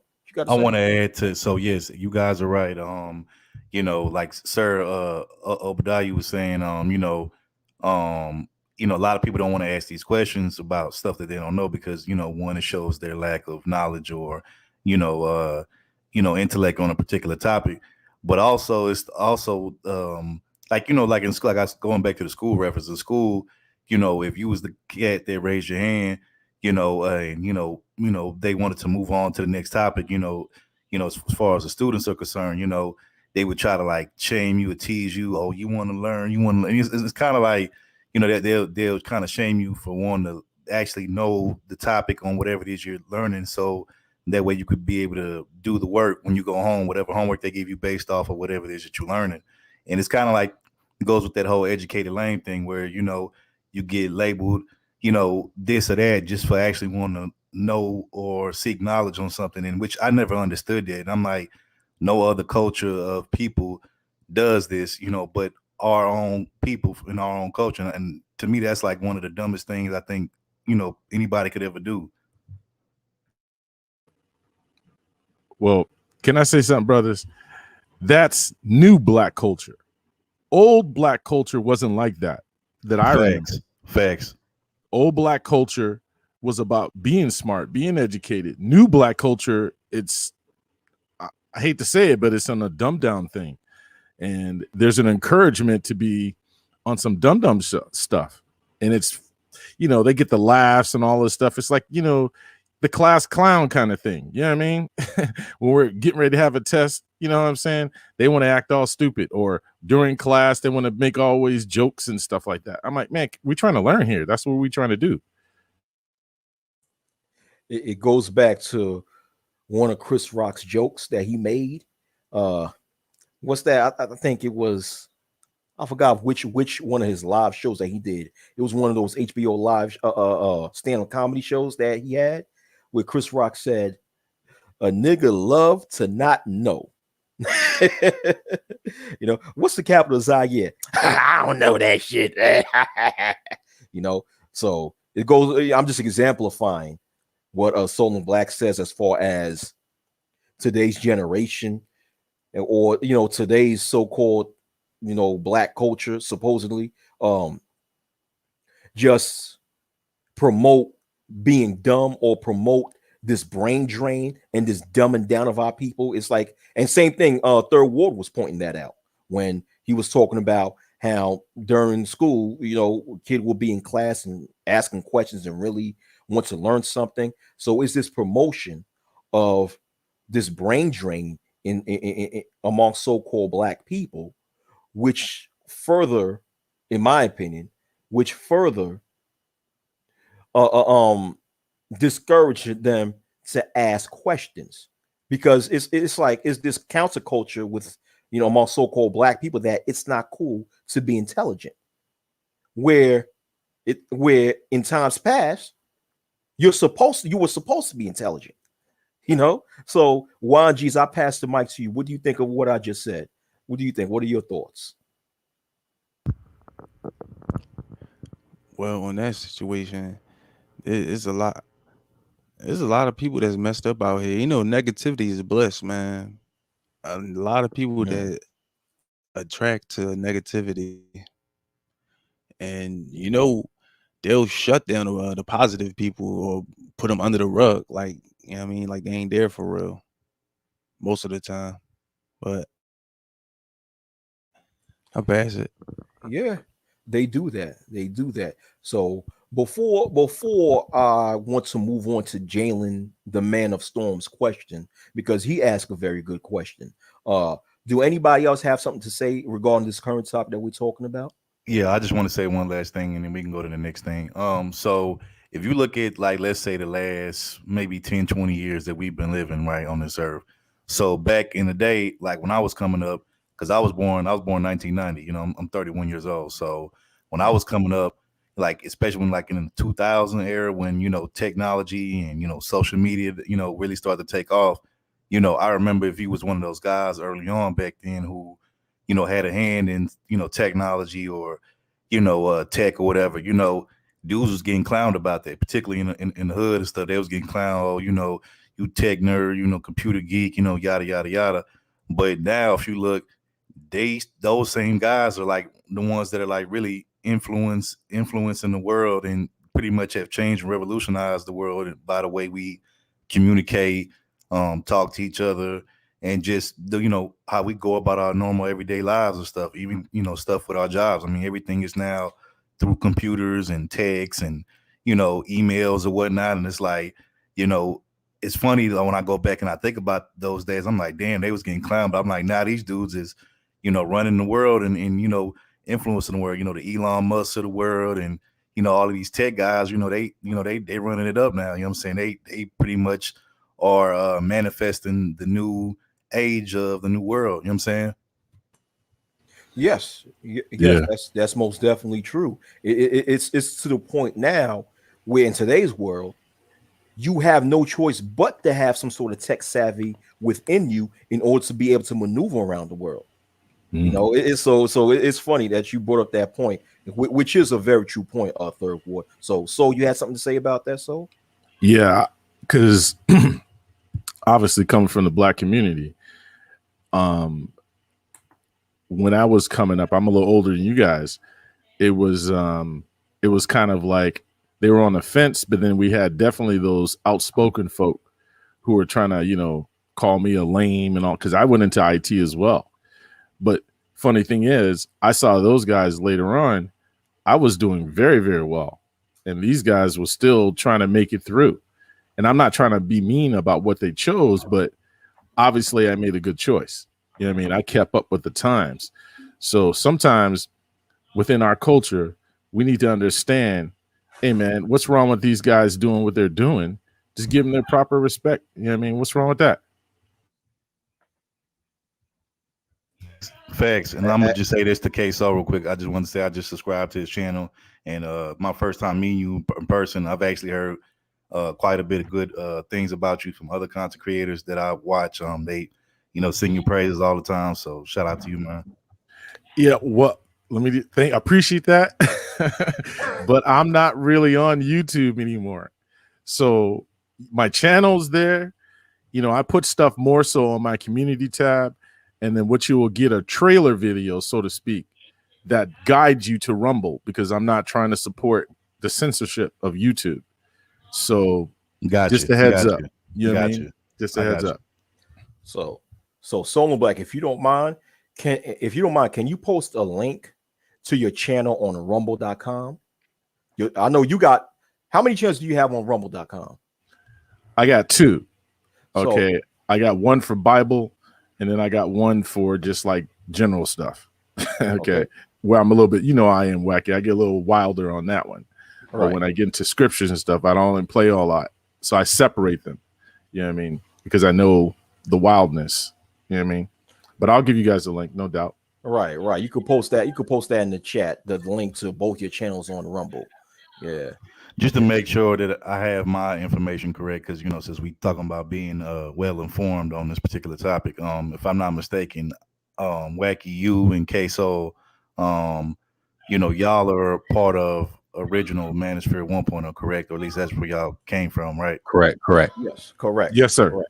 Yes, sir. Okay, all right. That's what I heard. I just wanted to make sure that was correct. Okay. Yeah, correct. That's because this is the guy I always speak about when I speak about Manosphere 1.0, Soul and Black. Yeah, it's the guy right here. Yeah, I'm about to hop off, fellas. It's been a nice discussion. I'm about to do a stream, and yeah, just subscribe. Appreciate you, man. Appreciate you, man. All right, sir, bro. I'll see you around. All right, sir. All right. Shalom, Wacky. Shalom. Yeah, you guys subscribe to Serb Yahoo. Anybody that's watching, the Serb Yahoo have some interesting content. But all right, so peace out, sir. But there's this question that Jalen the Man of Storm asked. It's an interesting question. So I want to hear the OG's perspective on this. We're gonna have everybody's perspective on this one. So Jalen asked, where the Manosphere going to be at 10 years from now? So I'll give it to the Soul and Black. You first. You gonna put me on the chopping block? Okay. I'll be there. I'll go first if you want me. It depends on you. I'll go first. All right. No, I got it. Dude. You got it? You got it? I'm just laughing because I'm like, oh, okay. Shoot. All right. In the next 10 years, I will say this. I'll put it this way. The true Manosphere is going to be fine. The hybrid Manosphere is going to fall apart. That's what I see. I like that answer. I like that answer. That's a good answer. And I know exactly what you mean by that too. Yeah. Excellent answer. And so for me I'm going to answer that question since I'm one of the quote unquote OGs too, right? Of this space. Yeah, OG. OG, yeah. And I've stated this several times in past videos. I'm going to say this. Where the Manosphere is going to be in the past 10 years, if they don't clean up their act, is that they're going to be seen as an example of the failures of men from the millennial and Gen X generations. They're going to be viewed as an example by future generations. As you see, look at these millennials, these Gen Xers, these baby boomers failing us. Yeah. So they're going to be looked upon as failures. The same way a lot of millennials and Gen Xers critique the past generations of men saying, especially in so-called Black America, where we got Black male millennials and Black male Gen Xers critique Black male baby boomers, saying that, oh, these old baby boomers, they ruined us, you know, they did things that ruined our future. But by the way we're going, as far as us millennials and Gen Xers, we're filling the next generation. And since a lot of our videos are online, a lot of the fuckery that you see on video is online, and for the most part, once something is up on the internet, for the most part, it's there forever. So now there's digital content, right?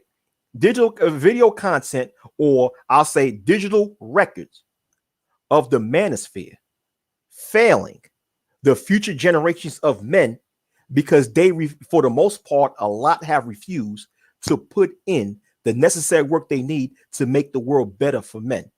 And I'm saying this is what will happen if they don't clean up their act. So what will happen in the next 10 years is that they will be seen as an example of our generation of men failing the future generations. So I'll pass the mic to you, Third Ward. So what is your answer? Okay, I'll say this. I came into this space originally the end of 2017, beginning of 2018. And from that short period of time, this space has definitely changed quite a bit. I actually think it's changed for the worse. In 10 years, I think it'll still be around, but like K Soul and Black said, the original real manosphere, you know, if you know about them or if you've heard their content, you know, then you know about it. If you don't, then you don't. But to me, it's just a bunch of guys saying that they're manosphere, but really, to me, it's just a bunch of guys complaining and griping and stuff. And to me, the major issue that I had with this space is that, number one, I hate the recycled and repeated topics over and over again that everybody has in this space, number one. Number two, I hate how people say that they're here for, you know, to have, you know, an opening ear for difference of opinion, but as soon as you're that one person that disagrees with everybody, now they want to come at you and disrespect you and all that kind of stuff. So to me, all of that, oh, we want to have an open discussion, we welcome difference of opinions. It's like, no, that's not true, because if you don't participate in these guys' echo chamber, or you're the one guy that disagrees, they'll try to come at your neck for that. So I think those are the issues that I have with this space the most. And that's why I've never considered myself quote unquote manosphere, even though I came in the manosphere space, but I don't necessarily consider myself manosphere just because I just see too much goofy stuff going on in this space and too much double talking and hypocrisy. Good point. Good point. And Juan G's, what is your answer to the question, to Jalen's question, where he says, where's the manosphere going to be at 10 years from now? What is your answer? All right. Well, I'm gonna say when I first came in here, it was probably like around like 2016, and from then and now, it was doing good. But now it's a bunch of beefs and arguments and everything. And if it keep going like that in the next 10 years, is gonna be, and I think it's gonna be looking bad for real. But I think it's gonna be a whole separation from like the bullshit on one side, then it's going to be like the people that's going to want like the knowledge on the other side. But that's how I see it was going to happen. Okay. Yeah. Okay. So all three believe that there's going to be, like Soul Black says, the real manosphere, and you got just those faking the funk, and the real manosphere is going to be all right, but those that faking the funk, they'll be fucked up in the game. Okay, cool. I respect that. But you know, this has been a very good panel, very good discussion, but I do have to go. So but before I leave, I want you brothers to have your final thoughts. So any final thoughts? Anyone can go first. Who gonna go first? Any final thoughts? One G's, you go first with your final thoughts if you would like to. And then I'll pass it to Third Ward and then Soul and Black. All right, cool. I'll go with my last thoughts on this. My kind of bored out, bro. on this is, you're Borgin. Can you start over? Out the You're bored. just make on Borgin out. Start over, bro. Start all over. You get me? Yeah. Yeah, you good, All man. right, You good, yeah. I was going to. Oh, all right. Cool. I was gonna say my last words on this is just if you're a content creator, just make great content and just do you. And don't be on the bullshit and just stay out the way and just don't be trying to attract negativity around you. And that's all. Excellent words, Juan G's, and thank you for coming on my panel. Thank you. And Third Ward, you're next. What are your final thoughts, bro? I just want to say, great topic, great discussion between all of us. I like how we was able to, articulate with one another and communicate one another. Articulate our points, communicate with one another without none of the drama. I appreciate that. Also, salute to you, Wacky. I've seen you in this space over the last several years. We've bumped into each other on other people's chats and panels, but recently I think we've just started getting on panels with one another, talking, and it's cool. I appreciate that. Appreciate you mobbing me up over here, and definitely you probably gonna start seeing me more often or whatever. So appreciate the conversation. Appreciate getting to meet Case on Black. Also, let me say, bro, I really like those uploads you've been doing, them streams you've been doing. You going to the baseball games and stuff. That's dope. Anybody that knows me knows my two favorite baseball teams, the Yankees and Astros. And so seeing you do that upload, I think was it doing with the Red Sox and the Yankees, that was dope. I appreciate that. You know what I'm saying? So hopefully I want to see you do more of those, but that'll be dope. Because I got like a ton of like Yankees fitties and gear at the crib. So yeah, and ironically enough, funny, I just a couple of days ago I had purchased this New York, because I don't even really care for the New York Mets, but I seen this one New York Mets snapback hat that was so fresh I had to cop it. It's like a throwback kind of one, and I copped it, but it's still Yankees and Astros fan all day. But yeah, hopefully I see you do more of those type of uploads, because those are dope.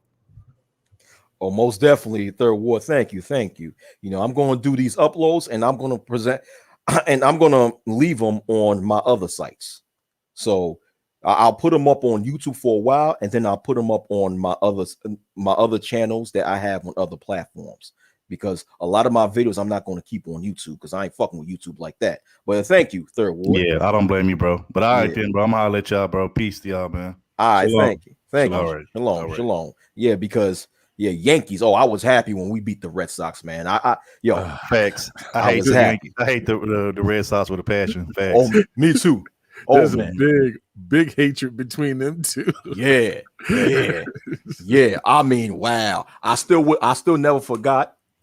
At that time, 2004, I was working in Yankee Stadium when I basically witnessed the Red Sox eliminate my Yankees in the American League championship game after my Yankees was up 3-0. Y'all remember that back in 2004? You talking about with Pedro Martinez? Yes. Yeah, I remember that, man. I ain't gonna lie, Pedro was a bad boy for that. Even though I can't stand the Red Sox, Pedro was a bad boy for that. Yeah. But it was Johnny Damon that killed us at that time. Johnny Damon, he killed us, and then we end up signing Johnny Damon like 2 years afterwards and won a World Series with him.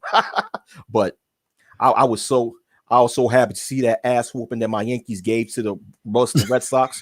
The only sports rivalry was actually quite a few, but one of the ones that's kind of reminiscent to the Yankees and I guess Boston feud or rivalry between the two is kind of like reminds me of the Duke versus North Carolina. By the way, I'm the Tar Heel fan. You know what I'm saying? So it's kind of like the Tar Heel fans and Duke fans can't stand each other. So yeah, I can't stand Duke. Like I'm really a St. John's Red Storm fan, but like the Tar Heels is like my second team. I can't stand Duke.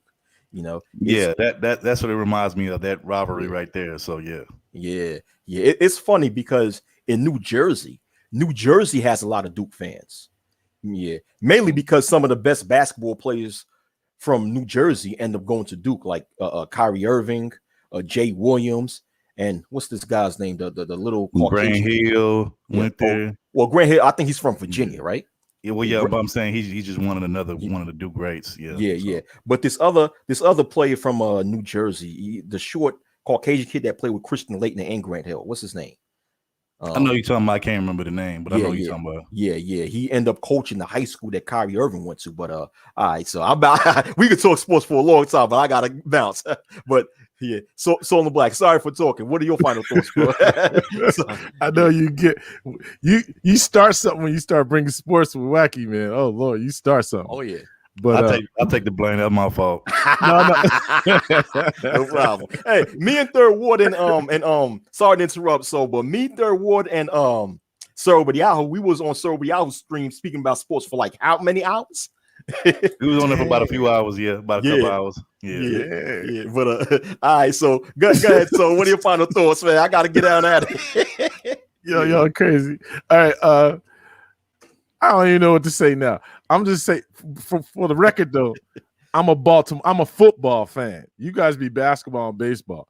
I'm on the football. So I'm Baltimore and the 49ers. Let that be known. And it was a good panel. It was nice to Wacky, I like coming onto your panels. I don't do a lot of panels, but I come onto this one. Okay, because I know you know how to carry yourself and conduct yourself and present stuff so people can at least get their voice out. And I appreciate that. And it's kind of calm. It's not crazy and all wild. But hopefully whatever we presented, I hope that the listening audience appreciate that and, maybe shoot Wacky, some love.